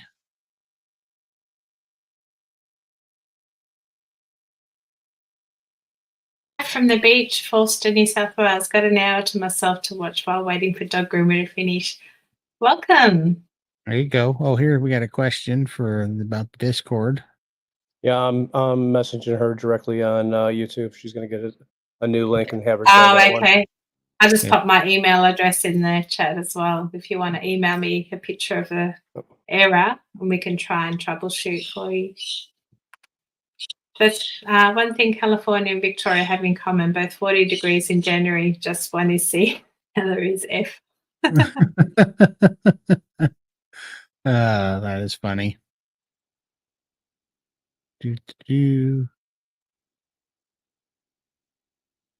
What are you guys' plans for Christmas? Or any of you guys planning any special meals, or kind of giving yourself any permissions? Are you going to be bad just before Carnivore Month? Not me. Yeah, we're having my husband's family Christmas on the 21st. A little bit worried about that one. I just want to stay carnivore. I don't want to stray off that at all. So I'll probably eat before I go and then just graze on anything that looks carnivore to me. That's how I'm going to navigate that one. But Christmas Day, we're going to my daughter's. Actually, I think I've got my girlfriend coming for lunch. And I said I'll just make a little antipasto platter. So I'm going to have lots of hams and cheeses and cabana, and we'll just pick on that. And then she'll go to her family's, and I'm going to my daughter's for dinner. And I'm taking tomahawk steaks. There So you go. You're gonna he's love going those. to cook Can't wait. those for me. Yeah, Take I'll do a pictures. video of that. That'd be awesome. Yeah, I haven't decided yet. I keep going back and forth. I want tomahawk. Like, part of me wants to fast like I did for Thanksgiving, because I do kind of like just, I don't know, it's just an extra level of kind of control that I'm enjoying lately by fasting during those times, because then it Mhm. just keeps me out of the fray, Yeah. just it's almost like a boycott to these food holidays, running my life type of thing. But at the same time, it's fun to celebrate with your family and do something fun, special, right? Can't be a total stick in the mud all the time. So part part of me wants to do that. If I do it, then I'm kind of on the fence. I either want to do like a 4-bone, or actually probably 2 or 3 4-bone prime ribs, sous vide and then seared, or tomahawks smoked and then seared on coals. So I'm gonna do one of those things. I haven't figured out which one, and my only permission that I'm gonna give myself is to have a little bit of sour cream and horseradish, either one of those that I do, because I love a creamed horseradish sauce on Good.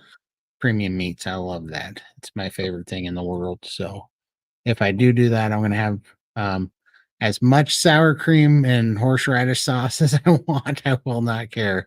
I will eat to my heart's desire, to my heart's desire, and then I will not feel one bit bad about it. Yeah. Yeah, I don't want to go off plan.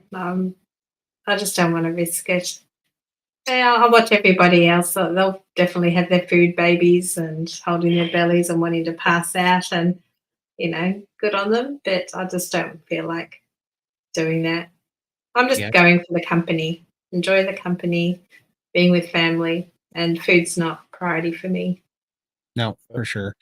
And it feels good too, because the reason why I think I might end up fasting is because it's just a way of assuring. I don't really consider, I mean, the only thing that's not carnivore about that is going to be the horseradish for me, which I don't think is going to have any big impact. But at the same time, I've had a pretty well perfect record for the last 11 months. So I'd love to go into 1 year unscathed, because we're going to be having, I mean, we got to talk about it, but we're going to be having a 1 year show here. Well, not my 1 year, your 2 year, Emily's 3 year, They and Michael's like 6 month anniversary. So we're going to be doing an anniversary show. Uh, in January. yeah, Yeah. in January. So it's coming up, and I don't want to come in. I don't want to come in unscathed at 11 months and 3 weeks. And Uh, then so I might have to think about that too. So I live in deep south coast and we have biting yellow flies from May to July. They bring blood and makes welts and itches. Oh, ugh, what that's is it no with fun. flies? Do they have any benefit to the planet? I mean, I think I they don't know. Still, what they just do don't. clean up. They Do clean up they? dead body, dead things, but other than that, I don't think they really do anything. We have horse flies where we used to have a cottage at. Those bite. Those are big. Hmm. Right. uh, We go to the beach here for Christmas, usually cold ham and chicken. Wrong time of year for turkey. They are tough and breeding in summer. Salads. Yeah, I've never really had turkey. I mean, we just don't do that here in Christmas because it's summer. So, yeah. Do you have normally turkey? Like I see on a lot of TV shows, the Americans have the white Christmas and the big open fireplace with the roaring fire. That's on my bucket list to do that one Christmas. I want a white Christmas somewhere. well, we definitely have white Christmases here most of the time. In fact, it's snowing right now. Was it? I was wondering. Yeah, it's snowing Okay. right now. So it should be a white Christmas. We're having a El Nino winter, so we're not getting our normal snowfall. In fact, they had to make snow to open the ski hill, which is very unusual because it's usually open for Thanksgiving, and it's still not really put together. But yeah, they make turkeys. I don't know why. This turkey is dry and gross. I mean, yeah, the dark meat's all right and whatever, but it's not my idea of like a special meat, Uh, Like I bought 2 turkeys for Thanksgiving because they're cheap, just so I could feed them to my dog. She likes turkey, so that's why I bought turkeys. But I mean, eating bird when you can have cow, I don't see the point. So well, all ruminant animals. I like, lamb, I like you know, elk, and all those. And so yeah, we usually have something like that, buffalo, one of those instead of turkey. But we do have the fire. We have the White Christmas with the roaring fire, so you're welcome to come to one of those. I'll be there. There we go. You're gonna meet me there, Michael? Maybe. Heck yeah. Maybe 225. There we go. There we go. Oh, actually, you're coming to Perth, so it might have to be 226. 226 will make it happen. We will have. Yeah. Yeah, and what's really fun, there's a ranch right up the road from me that we used to do our Christmas parties at that they do a sleigh ride. So they have like 8 horses to pull a sleigh. Yeah. Yep. Oh, that'll be awesome. To And buy we can go some do that. winter clothes too then. Yep. Nice. Well, and they serve not that we would drink it, but they serve hot chocolate while you're and hot chocolate, cocoa, and marshmallows on hot chocolate while you're on the sleigh. So it's pretty funny. All the kids love it. Some of the adults like it too. They just don't show it. Just eat a steak. Oh, sorry. Oh, shoot. There we go. I got clicky. Yeah, might indulge a little, but if I do, I'll suffer. That's okay. I can handle it. Yeah. I guess the trick is if you do indulge, just jump straight back on the carnivore wagon. Don't eat yourself up about it. Just get right on track again. It's my advice to everyone. There's a carnival cruise in Alaska in 225. Sounds like fun. Now we're So we go into Perth or Alaska? well, we might do both, right? We might do both. Yeah, I mean, we're gonna we might turn this ship around and start getting like ad revenue or something that we could put in a carnivore meetup. You know, we could all put I gotta tell these guys, I just got monetized like 3 weeks ago. I made $1.68. That's right. That's right. Be jealous.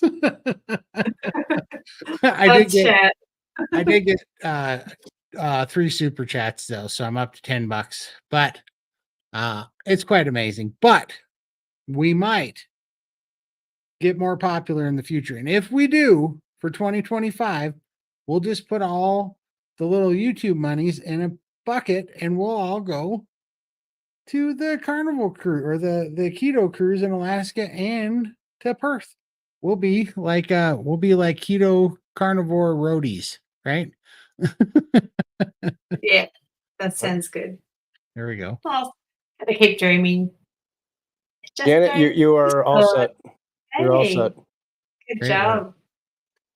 Okay. Oh, I got some questions I gotta get to after this one.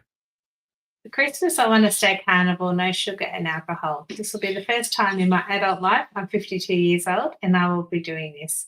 But will be kind to myself if I'm not completely carnivore. That's a good attitude to have. Yeah. Yep. Good Awesome, on you, Keith. You can do it. Yeah. Here we got a question. Got tips for cooking lamb. I don't like the taste. Okay. I've got lamb chops here. I made myself. I haven't eaten them yet. I just did them in the air fryer. Yeah, just a bit of salt. That's it. I don't know. I like the taste. So, how about you guys? So I like lamb chops. And like if I do any of the like lamb shanks or the big pieces of lamb, then I put them in the slow cooker, and I like to slow cook them, separate the fat a little bit later because there's a lot of fat usually when you slow cook the lamb, and so I'll skim off the fat and then I take it out before it's fall apart, and I like to slice it kind of like roast beef, and then I take the juice and I use xanthan gum and I make kind of a lamb gravy and I pour it over it and I slice the lamb like roast beef. But my favorite ones are lamb chops by far. I love lamb chops. I like the little lollipop lamb chops that are my favorite. Oh my gosh. I can eat about 75 of those. They're so good. just cook those with a nice little sear, nice and rare, tender. And I mean, they're just so good. They go down so good. I might have to try slow cooking one and see what that's like. I've only ever done them in the air fryer, so They're good. I've seen your pictures. They come out nice and crispy. Look really good. yeah, I like the crispiness. Yeah, I forget. they're the Did we best. get I fight for those. Sorry. Keith yet? Did we get this one Yeah, yet? yeah, Okay, we we did. Yeah. got Keith. that one. We gave them thumbs up. Nice. Okay. Montana's beautiful in the summer. It's beautiful in the winter, and it's nice to visit in the winter, and especially if you like Skiing skiing and snow or snowmobiling and or ice cold climbing or just seeing blizzards, blizzards and not seeing the road. And sledding's fun. whiteouts. Yep. Those things are all fun, but it is colder than butt. I mean, it is cold, cold, cold. So if you don't like cold and you're not planning on being out in it very much or you're not used to it, then come in the summer for sure. That is a better time. Oh, we need some details, people. Details. It was in Alaska. Someone said Alaska. I think someone said they booked it in August into 25. Yep. That was the first time hearing about it. So, but it sounds like fun. I always wanted to go to Alaska. Here we go. Gail's got her straightened out right here. Get into your local supermarket and ask if you can spend an hour in their sub-zero freezer. It's winter in Montana. There you go, Gail. That is absolutely right. Yep. If we have a white Christmas in Alabama, I'll be upset. Absolutely. I think there's a keto cruise on when KetoCon is happening because apparently Dr. Berry might be booked on the keto cruise, and that's why he's not coming to KetoCon, which is a bit disappointing because I would have loved to have met him. Yeah. I don't know where it's going or anything. Oh, I My got you. cousin lives in Alabama, I'm guessing. Close to keep. Yeah. Nice. I'm booked on an Alaskan cruise there for August 2025. August. Oh, Okay. sounds so good. So do we know when KetoCon in Perth is booked in 2025? Is it going to be May again? It's low carb down under, not Oh. KetoCon in Perth. Oh, okay. Yeah. Do they know when it's? Do they know when people are coming or what like speakers and stuff? I know Dr. Paul Mason's always on it. I love him. He's awesome. Yeah. I'm just having a look. See what they've got on here.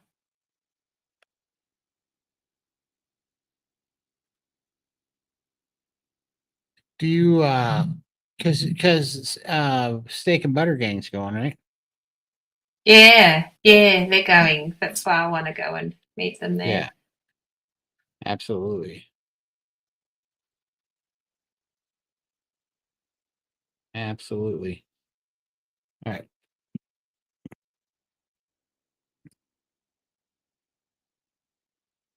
Yeah, lots of lamb. It was funny. I got a Costco lamb here in Montana, and when I got it, I opened it up, and it was from Australia. Yeah, I thought that was funny. That's unreal. Came all the way from there, huh?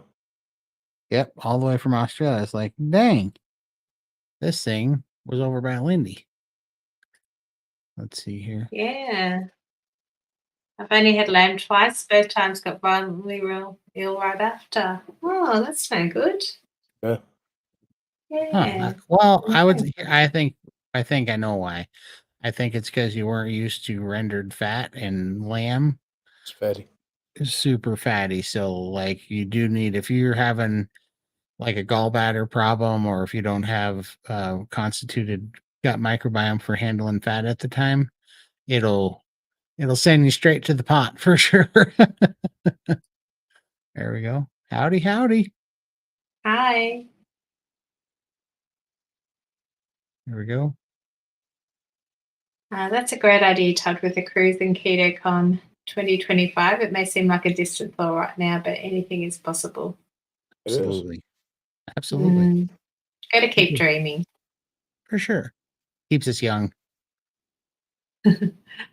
I've done one Alaskan cruise. Would love to do another one if it's Carnivore. Which cruise line? Yeah, I went on a cruise last November, and there was one of the restaurants was actually called the Fat Cow, and it was all meat. So the one day was pork and then beef, and they just kept rotating the different meats. And I lived there. All my meals were from the Fat Cow, so I was happy. I That didn't sounds delicious. didn't go off plan. I didn't need to, and it's all you can eat. Just kept going up, and then go to the bread stand and just pinch all the butter. So I got my butter and I got my beef and You're all meat. set. Yep. Absolutely. Easy to do on the cruise. I used to enjoy lamb shacks, slow cooked with lima beans, but can't eat those on Carnivore. You could still slow cook the lamb though, the lamb Yeah. shanks. I've never done that, but yeah, worth a try. Yeah. Let's see here. My cruise is not a Carnival cruise. I haven't seen anything about that one. Oh, okay, right. That's the one in August 2025 he's booked for.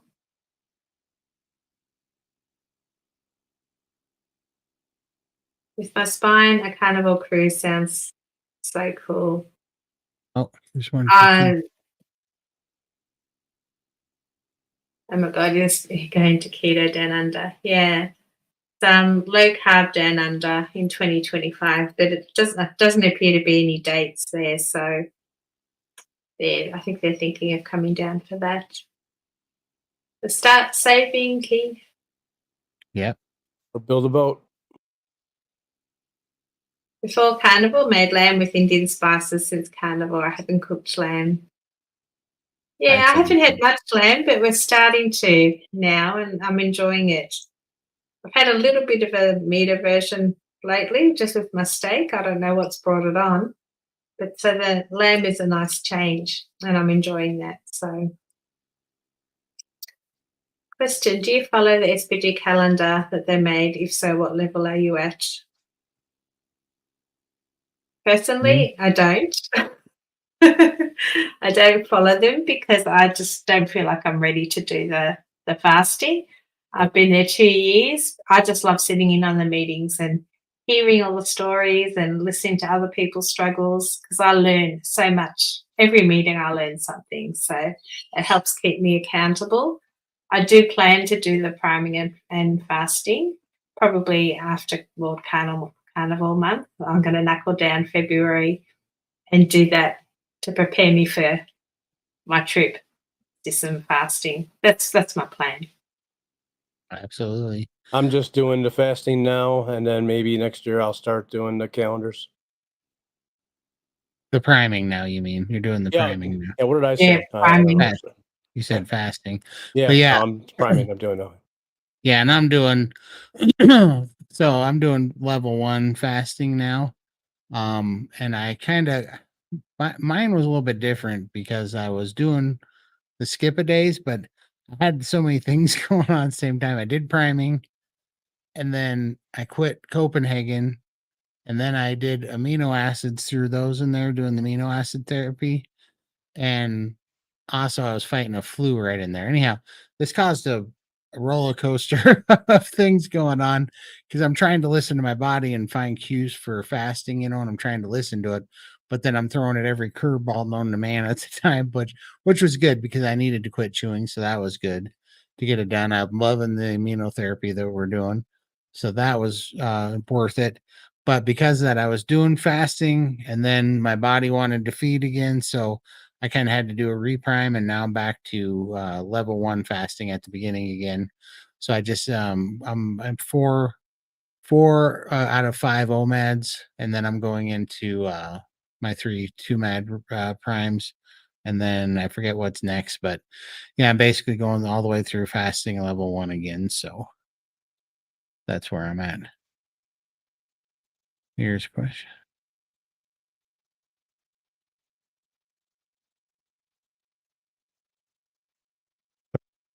We have cream and carnivore. Cream in our coffee. Do you guys have cream and coffee on carnivore? So I don't do coffee because when I finally got off soda, I got off caffeine and everything. So I don't do any of that. Do you guys do any coffee? I do coffee still. I still have 1 cup in the morning, and I drink it black, and just a little bit, still 1 drop of sweetener, and soon that'll be gone too. I only do coffee when I go out. It's my treat for social occasions. When my friends having cake and coffees, I just have a black coffee. I don't have any cream. Gotcha. Yummy. You might be right, Todd. I'll have to try lamb again and see if I can handle it now. Yeah. There we go. He's building a boat. How to do it, man. Hit me up on your way. I'll sail down to Perth. Absolutely. Here we go. I love curry so much. Would like to try lamb curry. I'm not sure what the Yeah. in curry is. Isn't curry like spices with like coconut water or something? You can make I think a coconut cream, I think, base, but you can also have tomato bases. Okay. So I don't know how you would make a curry on carnivore without having all the different spices. Spices, It'd have to be right? cream. It'd have to, yeah. And then who knows, like if you could use because are the Indian spices, are they all dried out or are some of them fresh?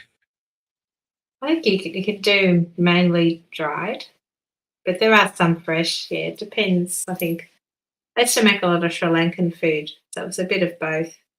Hmm. Yeah, it was delicious. I love my curries, but yeah, I don't want to go down that track. Huh. Mm. Here we go. A little more information. The Carnival cruise was discussed on Ketogenic Woman's Live this morning. We'll do some research. Thanks, Sandra. Yeah, that'll be handy to know. Might help with all these travel plans that we've got or we're dreaming towards. Yeah. Be nice, wouldn't it? Yeah, for sure. It'd be fun. It would be super fun, Yeah. because we'd all be within close distance and hang out. And that meat bar you were talking about sounds delicious. Yeah, I did love the cruise. It's just you just sort of walk in, unpack your suitcase, and it's home away from home. And you just go from port to port. You're comfortable. If you don't want to be with people, just stay in your room. We had a balcony room, which was fantastic. So just sat on the balcony, and I actually worked during the cruise. So I had my laptop there, sliding door open. You could hear the ocean, and it was lovely. Hi, Absolutely. Shelley. Howdy, howdy. Yay. Awesome, Todd. I'm thinking I'll be priming throughout the holiday period. That's awesome. Oh, Good time to do it for sure. Yep. yeah. Just in time for World Carnival Month too. It'll be nice to prime and then get stuck into your challenge. Yep. Yeah, that was the one I had the Um, Thai curry with the coconut cream. I did back in my day. I could knock some of that down for sure. mm, You know what I used to love along that lines? This is not the I don't want to trigger anybody, but anybody else used to like drunken noodles. That's one of the things that like I miss that type of spice. If you guys have ever had Thai drunken noodles, no? I've never heard of it. No, I never had No. it. Man, those drunken noodles are good. It's the level of spice that I liked on those. They're amazing. Yeah, can't do But it. Yeah, I've heard oxalates in turmeric are quite high. Yeah. I don't do curries too. I used to love them, but they stay away. Just a mistake. Keep it simple. Indian curry has yogurt, lots of spices. Sandra's Delicious. coming in with the Kevin Costner references here. Oh, I want a Viking chef. I'm all into Vikings at the moment. Have you seen that show? Vikings? Oh my gosh. I My actually called my heritage. My ancestors are Vikings. Right here. My ancestors are Vikings. I That bought a explains a new lot. car and I called it Ragnar. My car's called Ragnar. I just love it. SBG is Steak and Butter Gang. I think we've got a link somewhere for their group if you're interested. Yep. I'll pop it in the chat. You can check it out. There you go. I've never been on a cruise, but that's because I can't swim, so it feels like a terrible idea. I can Well, sink like a I've got a phobia of sharks. So yeah, it's probably not the best for me, but I did it. You got to fight those fears. Mindset. I won't Push chicken out. I'll do it Oh, for I'll sure. tell you what. We'll go on the cruise, and then we'll take one of those tours where they take you to the shark cages, and then we can all go in the cage together.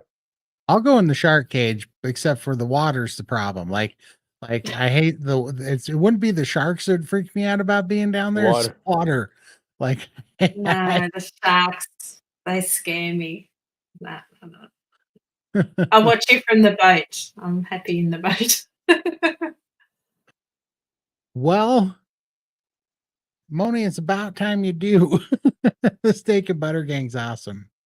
For sure. Maybe I think part of the steak and butter game. So I think she's referring to something else, maybe Oh, I got Vikings. you. I was like, maybe so. Maybe I the don't know. Viking show or Oh, the drunken Thai noodles. maybe. Yeah, Oh, the maybe. drunken noodles. Yeah. Yes, I A like bit behind. the Thai drunken noodles are so delicious. They are so good. Let's see here. Oh, we're doing there we go, right here. I probably have Viking ancestors. I have both Irish and Scandinavian blood. Yep. Yeah, I love Vikings. We need a Viking boat, a Viking cruise. Yeah. We could do the Valhalla thing. That's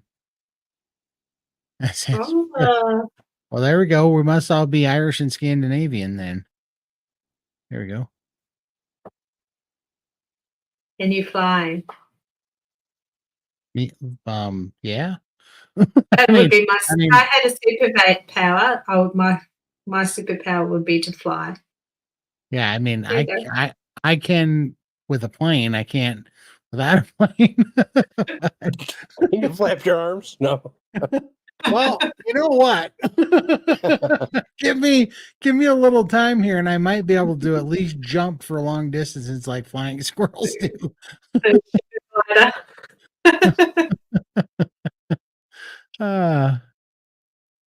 Here we go.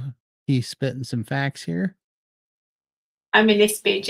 It's been a life changer, and I've met so many amazing people around the world, including these three. Oh, thank you, Keith. Yeah, it's a great community. Yeah, it's awesome. Vikings is off the chain. I love Vikings. Yeah, it's my favorite show at the moment. I think I've watched it about 3 times. So number 4's coming. I stopped and I gotta go back and watch it someday. I gotta figure out where I might have been on like season 3. I'm a bit behind. I'll watch it with you, Michael. Okay. Just let me know. Got the phobia of sharks when the movie Jaws came out. Yeah, and I'm stupid because I keep watching shark movies. If I see anything with a shark on it, I have to watch it, which Have doesn't you seen really. Sharknado? Yeah. I didn't like it. It was silly. I think it's 47 feet down under. I think it's or something like that, where About the the shark divers? cage. Yeah, the shark cage breaks and they sink to the bottom of the ocean, and then they're trying to get out. And that was good. Like that one. That's crazy. That makes me float. I found that out when I was about 35. I had always sunk to the bottom, but one day I got in the pool with my butt started to get fluffy and I floated. Wow. Yeah, I've never had a problem of not floating. Here's what's so weird too, right? And this is what's weird about my weight. Like, I think it's because I'm just I'm dense both in the head and in the body. But I think my bones and my muscle and stuff is very dense because I've been fat my whole life. I like said I was 600 pounds when I was 14 years old. But even when I was 600 pounds, I remember I was fly fishing dang it, right by the dam there. Why can't I think of that town? They have an amazing gun store there. How am I not remembering? Oh boy, I must be tired. Holy cow.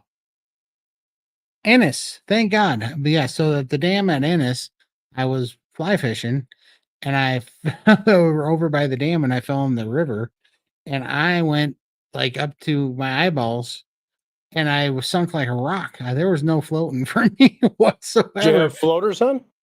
No, I know, forgot. I forgot my floaters. No, I sunk like a rock, and so I've always been nervous about that because I heard you're supposed to float. Also, my brother tells a story about being chunky, and he thought he was supposed to float, and he was at Chico Hot Springs, and he was on a date, and he almost drowned in a pool because he can't swim, and he thought he'd just wing it, and he sunk straight to the bottom too. He did not float. So there's something about my people that don't float. We're the darn. It's supposed to, but we just don't seem to do it. And you wouldn't have made a good Viking then, huh? If you had to cross the ocean in a boat. Now I think I would have been sinking the boat if I mean, yeah, I would have been a problem. Although I think Vikings are probably because I am like the Viking build. I am the short, super stout guy with long arms. That is me. Like my arms, I am 5 foot 9.5 inches tall, but my wingspan, my arms from tip to tip are 6'3". So Wow. it's yeah, I have ape arms. I don't have to bend down to scratch my ankles. You know what I mean? I got ape arms. It's pretty funny. Uh, yeah, that's a lot of Viking. I think I'm 1/8 Irish and the rest 7/8 Scandinavian. So I don't know. Made us dense. We're dense mountain people. You said you don't cruise because you don't swim. I mean, I know it's an irrational thought because it's not like I was going to swim myself out of the ocean anyways.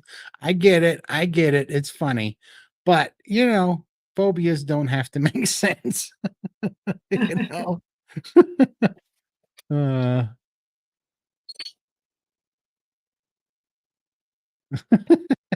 exactly. I am density for sure. All the better to fly with Todd. You're gonna get a Yeah. laugh out of it for sure. You are definitely gonna get it'll be dinner and a show for sure. You'll have to fly over to Australia and then take me to KetoCon just so I could feel you There can we take the go. limelight away and I can just laugh. We'll moderate. Then we will cash in the golden tickets. We will fly like royalty. It'll be great. You didn't hear anything more about the golden tickets? Oh yeah, we didn't hear anything about it. Visceral Mm. brown fat is more dense. Well, that would explain some things. uh oh, here we go. We got a question. What is the amino program? We're probably going to do some shows on it later after we get some more information, but right now we have some anecdotal stuff. But yeah, it's these. Um, what are these? Perfect aminos. And it's not that we're hiding anything from you. It's just that the dosages are up for debate right now. Like how much, how long, what we're doing, what the effects are.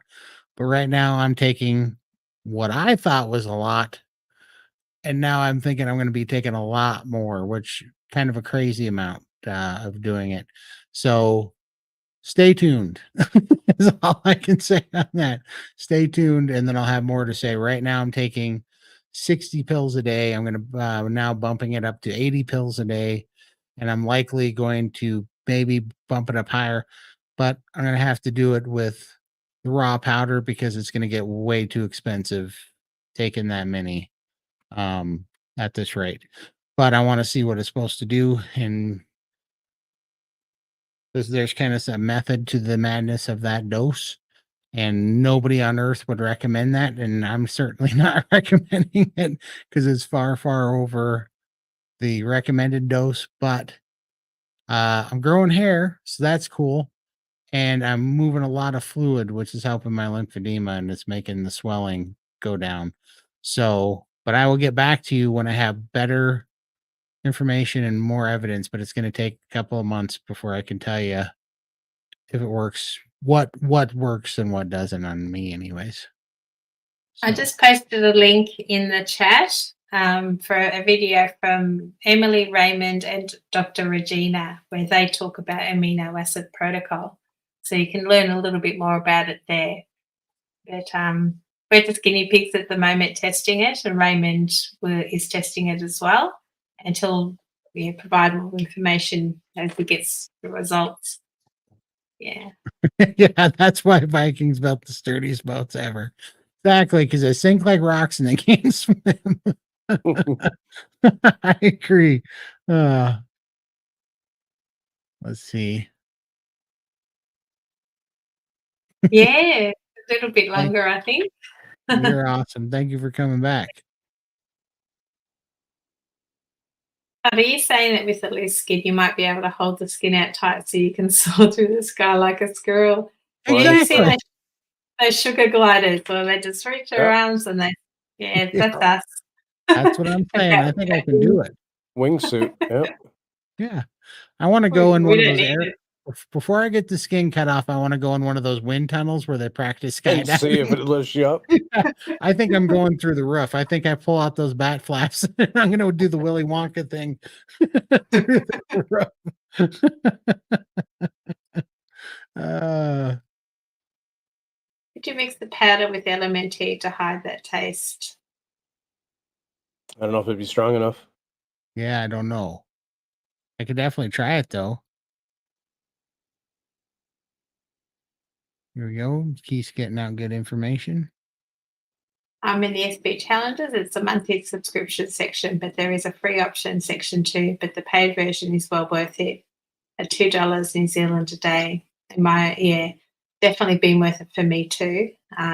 That's what's kept me on track. Accountability and the support. I love it. The challenges are fantastic. Absolutely. Yes, I do. I have the wingspan. I can definitely get lift. I'm sure of it. It's gonna be that. That right there is what you want to see more so than the tights. You want to see me sugar glided across. Sugar I want glided. to see you sugar gliding with tights on. Yeah, there you go. Yep. You guys are ruthless.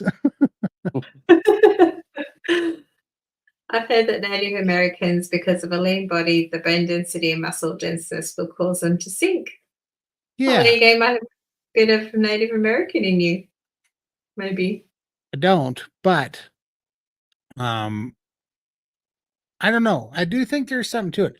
Because and I've this is something that I've noticed that I kind of talk about and I kind of don't, but there's people that are skinnier or leaner throughout their childhood and through adolescence and through early adulthood and things, and then they gain weight, and those people carry the weight a little bit different, I've noticed, and they have a harder time carrying the weight when they put weight on later in life. But when you're born big and you have that weight throughout your whole life, uh we weigh a lot. It's just like you're just way more dense. I don't know. I think it's muscle. I think it's bone. I think it's ligaments and white tissue.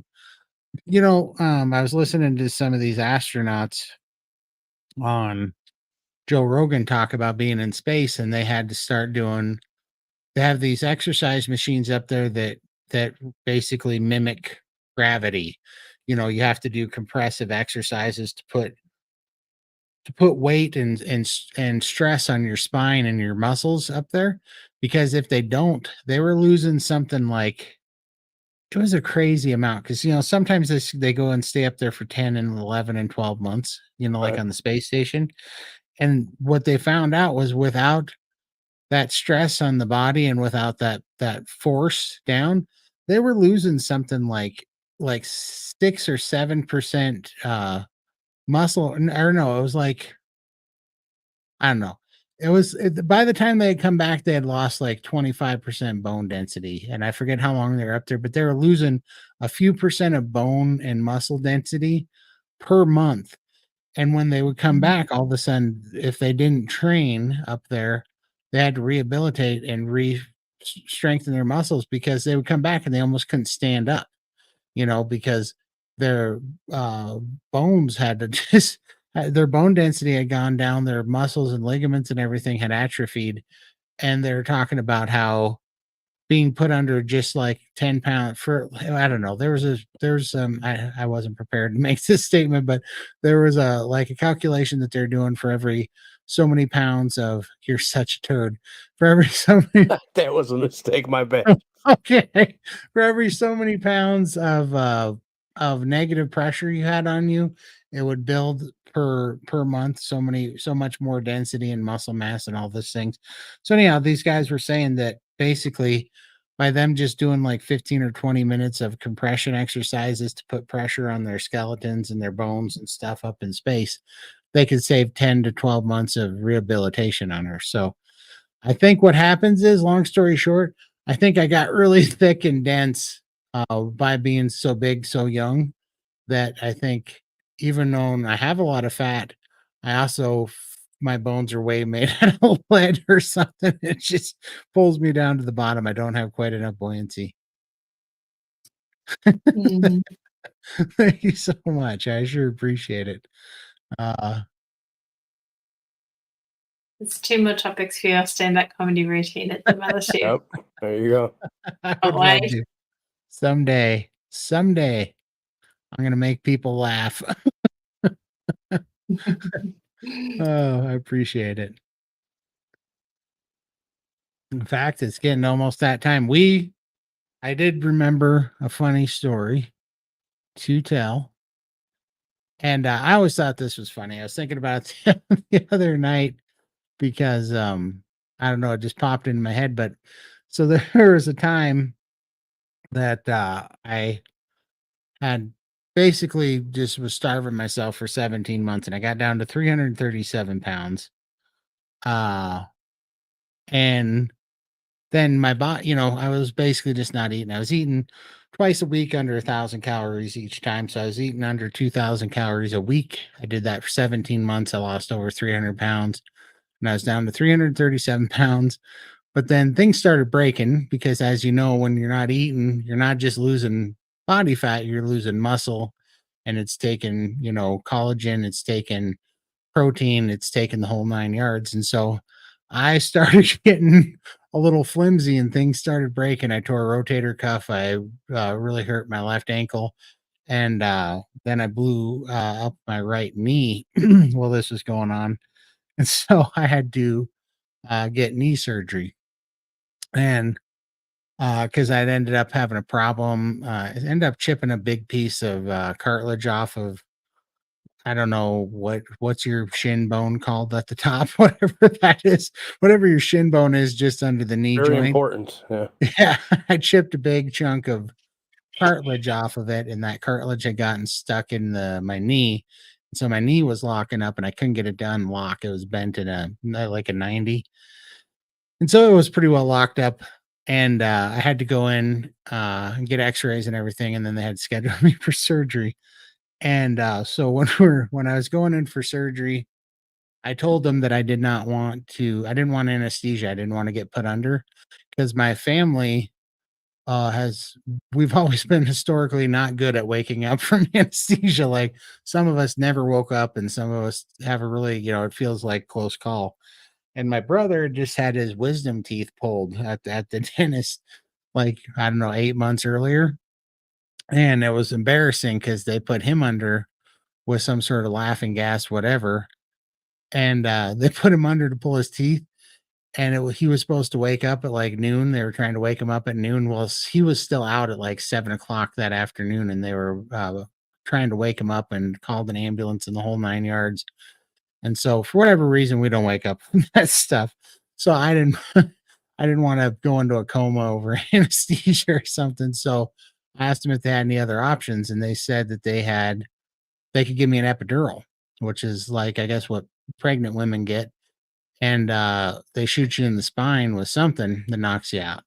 So anyhow, I was, 337 pounds, and I'm sitting on this hospital gurney, and the anesthesiologist guy that gives you drugs comes in. By that time I had a IV, and he says, I'm going to give you a little bit of morphine to calm you down because I got to give you a shot in the spine.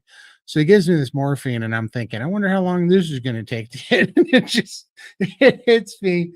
And I guess my natural state is just to think everything's funny, because as soon as that morphine hit me, like all the stress and all the nerves Just and gone. everything, it was just gone. And everything was hilarious to me. And right about that time, he saw me kind of bobble because the morphine hit me. And so he tells his nurse, he's like, Nurse, go over there and stabilize him. Well, this little Filipino nurse runs around the table, and she's about 4 foot nothing tall. And she's got these little tiny hands, and he's got me leaning over. So I'm sitting on the side of the I'm sitting on the side of the cot, and he's got my legs are hanging off, and he's got me leaning over because he wants me to arch my back so he can give me an epidural on the spine. So there's this little tiny short nurse, and she's got these little tiny hands, and she's got like one of these little tiny hands on each one of my shoulders, like holding me up like this. And I'm looking down, and this is the funniest sight I've ever seen. And so I'm sitting there, and I said, "Hey," I'm whispering at her because I'm trying not to bug the anesthesiologist, because he's poking around in my spine, and I can feel him poking around in there. I'm like, "Hey," and I'm like, "What's your name?" I can't remember her name. She had a funny Filipino name, but she tells me. I'm like, "Hey, do me a favor." Said, "If I start to go, don't be a hero. Save yourself and get the hell out of the way." And I started laughing, and my anesthesiologist started laughing so hard he had to pull the needle out because he was having a heck of a time getting me shot in the spine. And so they're all laughing. I'm hysterical now because I'm drugged up on morphine. I think this is the funniest thing ever. And what was the funniest part was, now that little Filipino nurse was like, I don't know, must have been like young and not had a lot of experience, because now she looks horrified that we're all laughing, and she doesn't know what to do here, because she feels like she can't laugh because then she'd be laughing that I'm fat, and this whole thing's hilarious to me. I'm just losing my mind. But anyhow, that was fun. I'm making this doctor laugh because because I'm so heavy and had been so heavy for so long, wherever he had to give me this shot, my vertebrae were tight, like, and he was having a hard time getting through the vertebrae, like finding the gap to get. So he kept bending needles, and he kept sending this other gal. It took him like 15 minutes to get into my spine where he could give me the epidural. But anyhow, what was really funny was, then I go to get the niece, like they give me the epidural. It works. Kind of even freaks me out for a minute because it's weird when it kicks in, and now all of a sudden you're paralyzed from like the waist down, and you're like, Oh, holy I bet. crap. Yeah, and that Yeah. was an uncomfortable feeling. I got like pretty uncomfortable about that. I was not enjoying that. But the morphine was still kicking in, and everything was still pretty funny. So that was fine too. And so I was sitting there, and they go to work on my knees. And it's a doctor, an assistant, and a nurse, and they're doing the orthoscopic surgery where they got like three things in my knees, and one of them is a camera, one's a laser, one's doing whatever. And I'm doing my thing, but yeah, I'm sitting there, and remind you, I just have gone without eating for about 17 months. I 337 pounds, I lost over 300 pounds. This doctor is like, Mr. Bachnis, we have to have a conversation. And I'm like, yeah, what's up? And he's like, I'm looking at your knees here. I'm like, yeah. He's like, and this is when I was like 24, 25 years old. And he's like, I'm looking at your knees here. you've got to lose some weight. You are so large. You're going to need knee surgery. You're going to need knee replacements by the time you're 40. And I'm looking at him and I'm still drugged up. And I'm like, dude, I'm in the best shape of my life. I just lost 300 pounds. I haven't eaten in 17 months. Give me a freaking break. This dude, I feel like Superman. I feel like they're going to give me a trophy for losing so much weight and being in my best fighting shape. And this doctor's basically like, you're so fat, we have to have an intervention and try to save your knees. Oh my God. It's like, come on, guy. Like, give me a friggin' break. Give me more of that morphine. This is starting to be a buzzkill now. I was just thinking about that the other day because I was like, we've come a long way, but it's so funny. That's why I want to have this out there, because for all those people that can lose 300 pounds and still have your doctor tell you you're so fat you need an intervention, it's like, you are our people. There's hope for you guys. Oh, it had me cracking up so hard. Oh my gosh, that was funny. So anyhow, that's kind of your funny story for the day. I thought it was just popped in my head the other day, and I was going through that and remembering it, and it had me laughing so hard. I love your stories. You're the best stories. Oh, what do we got here? Did I miss anything? Yeah, exactly. It's exercise to the bath and fight the current as the water goes down the drain. Yeah.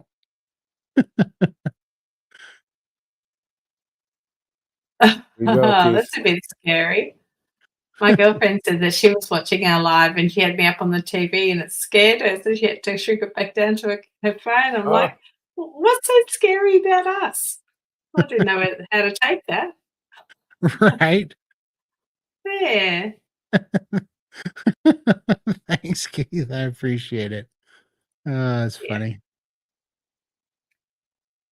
The only advantage of the decades of morbid obesity was the bone density was solid. It wasn't until I had high intensity radiation therapy for endometrial cancer that damaged my bone density. I'm sorry.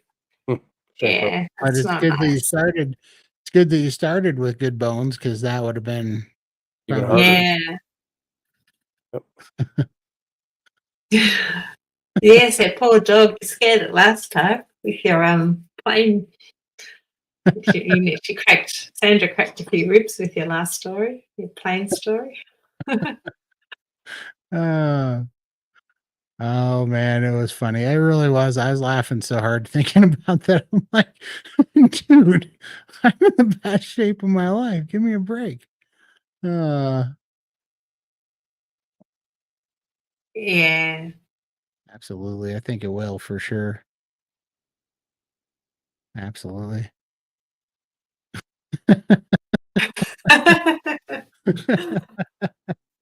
Oh, I'm glad. Well, tell them to subscribe and they'll know what they'll be able to you're laughing.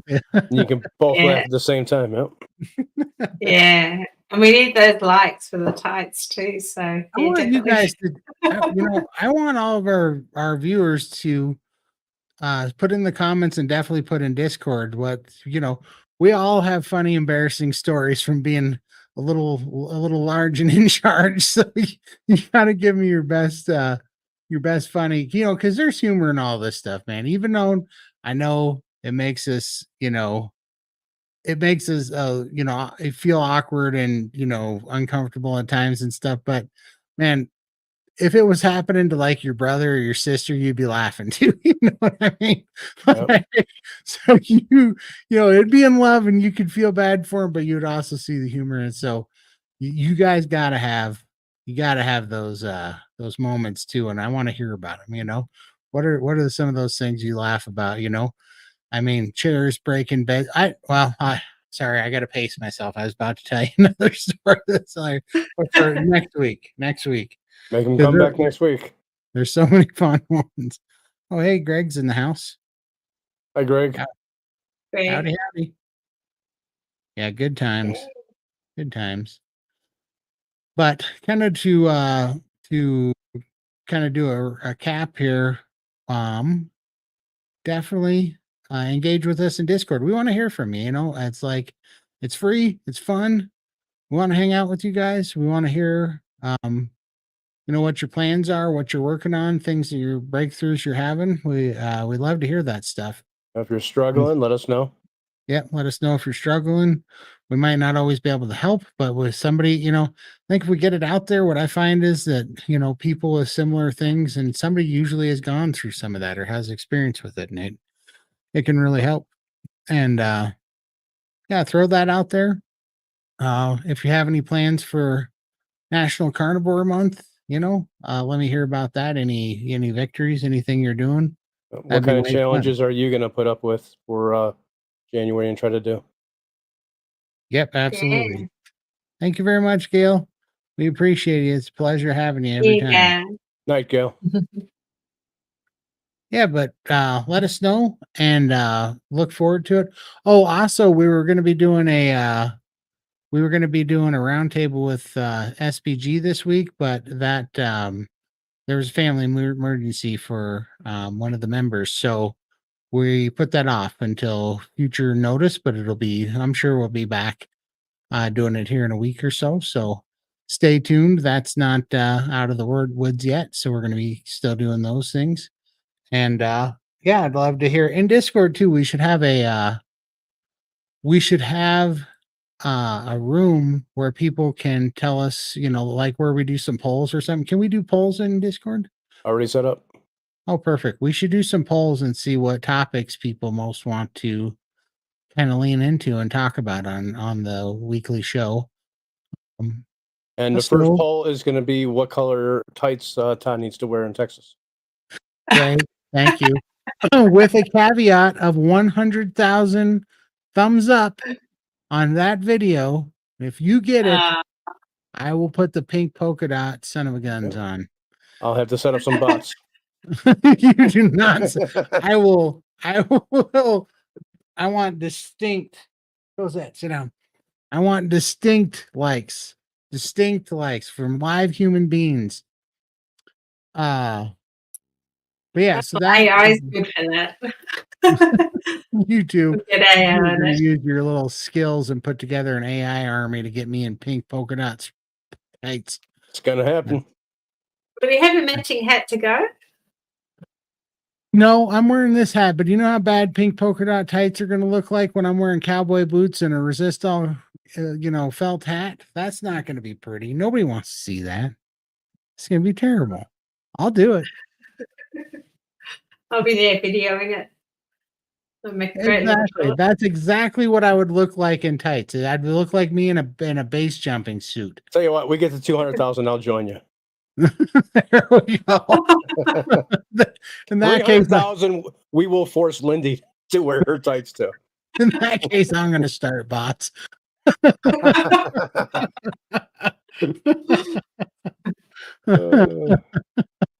Oh my gosh, we got Keith losing his mind over here. Keith's going to start a like campaign just to get us all in tights pretty soon.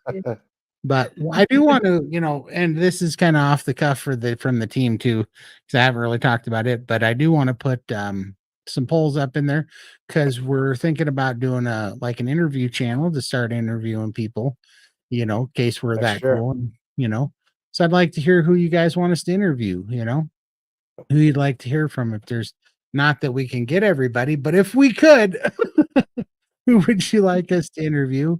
And because we're thinking about starting a second interview channel.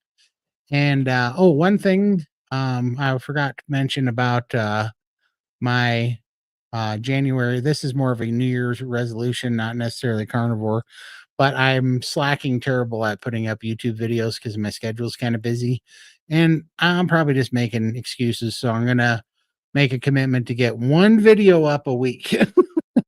Not counting live stream videos that go up, but one normal video that's not a live stream. I'm going to try to get one of those up a week because I suck.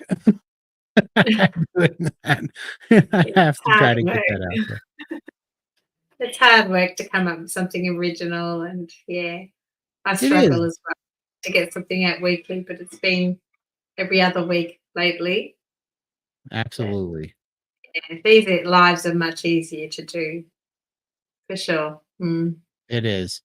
It is absolutely. Let's see. Here you go. Bill Mott. What is this? To interview, Oh, they'd for like the us to interview. interview.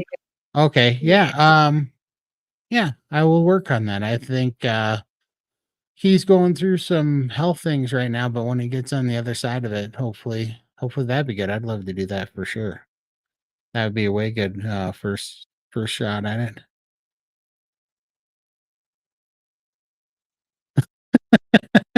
Yeah, I believe it. Absolutely. Yeah, for sure. I'm down. Here's what you guys could help us out with. You go comment on Bill's videos that you want him and us. Join us. Yeah, like we can even go, he can interview us or have him on the guest for 700 plus.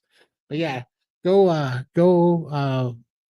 how do you do that? This is how bad I am at social media. What do? You do a mention, you do like an at Bill Not type of thing, right? Yes.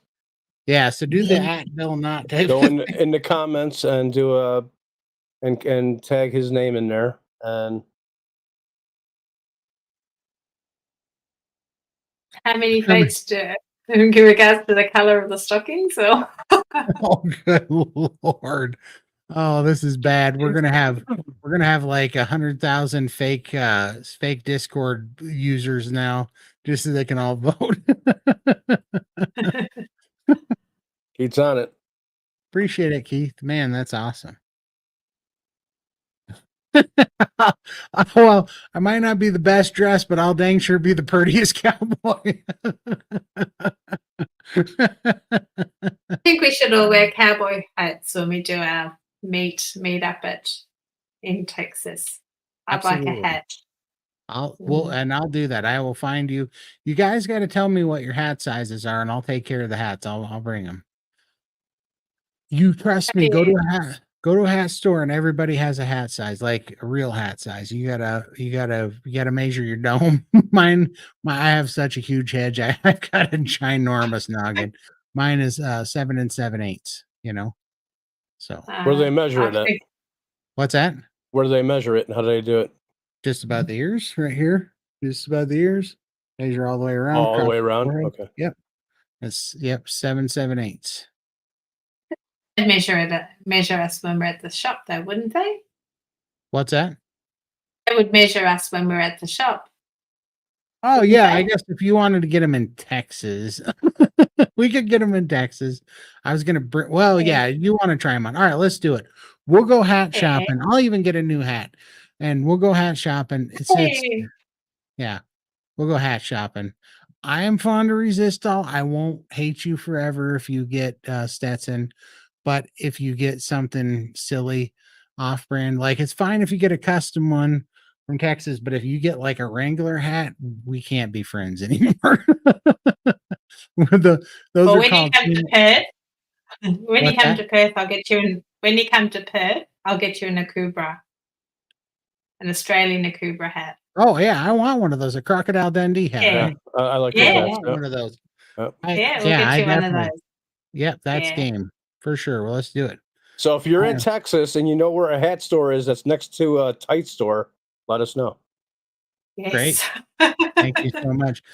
I hope to God, yes, I'm not buying tights. I will have to buy them in Texas because I hope to God that Texas has outlawed tights for men, anyways. Because I'm going to assume that they have. if there's if the most red-blooded American state, they should have outlawed it. Well, Deb, what have you been doing? What are you waiting for? It's all the cool kids are wearing cowboy hats. It's a thing. Oh, You're not well, from so Texas. You know that down deep in the heart of Texas, you feel the need to wear a cowboy hat with a cattleman's crown. You know that. Yeah, Dill's proud to take a leather Akubra. Yeah, that'd be nice. We'll definitely go hat shopping when you come here and get you a nice Akubra. I'll buy one for myself too. I do love those hats, and I even wore one kind of similar to that, but I'm sure it wouldn't do justice to the real Yeah, ones. you need the real thing. See, she knows. She knows. Oh, come on, come on. You know you do. Listen, listen. I have Eminem and Nelly. I mean, that might be the whitest rap, but I still have them on my playlist, and I still wear a cowboy hat. Okay, you can do it. Trust me. That works. Here we go. We got a game Yeah, I plan. think So we're going hat shopping. I think Sandra can come shopping with us too because I think she's in Perth or in Western Australia.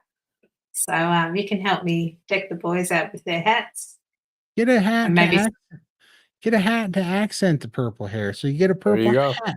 Get a purple hat and the purple hair. Then it's an accent. Clay knows. oh, Dang there it. you go. Hippies, probably some men in tights. Yeah, there you go. We Dang got you it. covered. All set. Gonna look like I'm smuggling peaches in. All right. I have really enjoyed the last year tonight. Thank you so much. You're Thank you very welcome, much. Pearl. Thanks for coming. Yeah, it's Absolutely. been lovely. I got your email too. I'll respond to that after this. That's awesome. Well, I appreciate you guys. It has been so much fun. Lots of laughs. I enjoy it so much. And we will be back next week. And I can't wait to start talking to you guys in Discord and running some polls so we Yep. can find out what you guys want to talk about more and kind of just get more engaged and kind of get the word out. Appreciate it very much. Also, if you have, you know, anybody that's struggling with things that you think carnivore could help, it'd be great if you would share, this conversation with them. And so we can get them in here and we can start getting them, as a group, kind of get them on the right track. That'd be fun too. Oh, And yeah, it's going to be, I don't know. I'm excited. I think this carnivore is so helpful and so real and it's freeing people that we know that it's going to get more mainstream. And then much like keto, all the vultures are going to try to pick away at it with, fake big food products like all the keto junk products, right? And they're going to try to dilute the message of carnivore. And so we gotta spread the real. We gotta create a real backbone for carnivore to not let people get swayed. You know what I mean? Mm. We But just want to motivate and inspire, get everybody healthy together. yeah, there for is a sure. Discord link pinned at the top of the chat. So if you click that, you will get in. And that will be there for the entirety of the video. You can always get to the chat, and you can always get to that.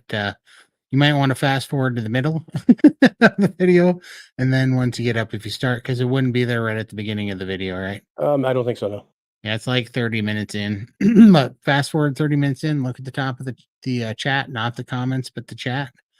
Although you could go post one in the Oh, comments. there's one Maybe up there in right the now. dis- It's pinned up there right now. So if Oh, you're perfect. watching right now, grab it.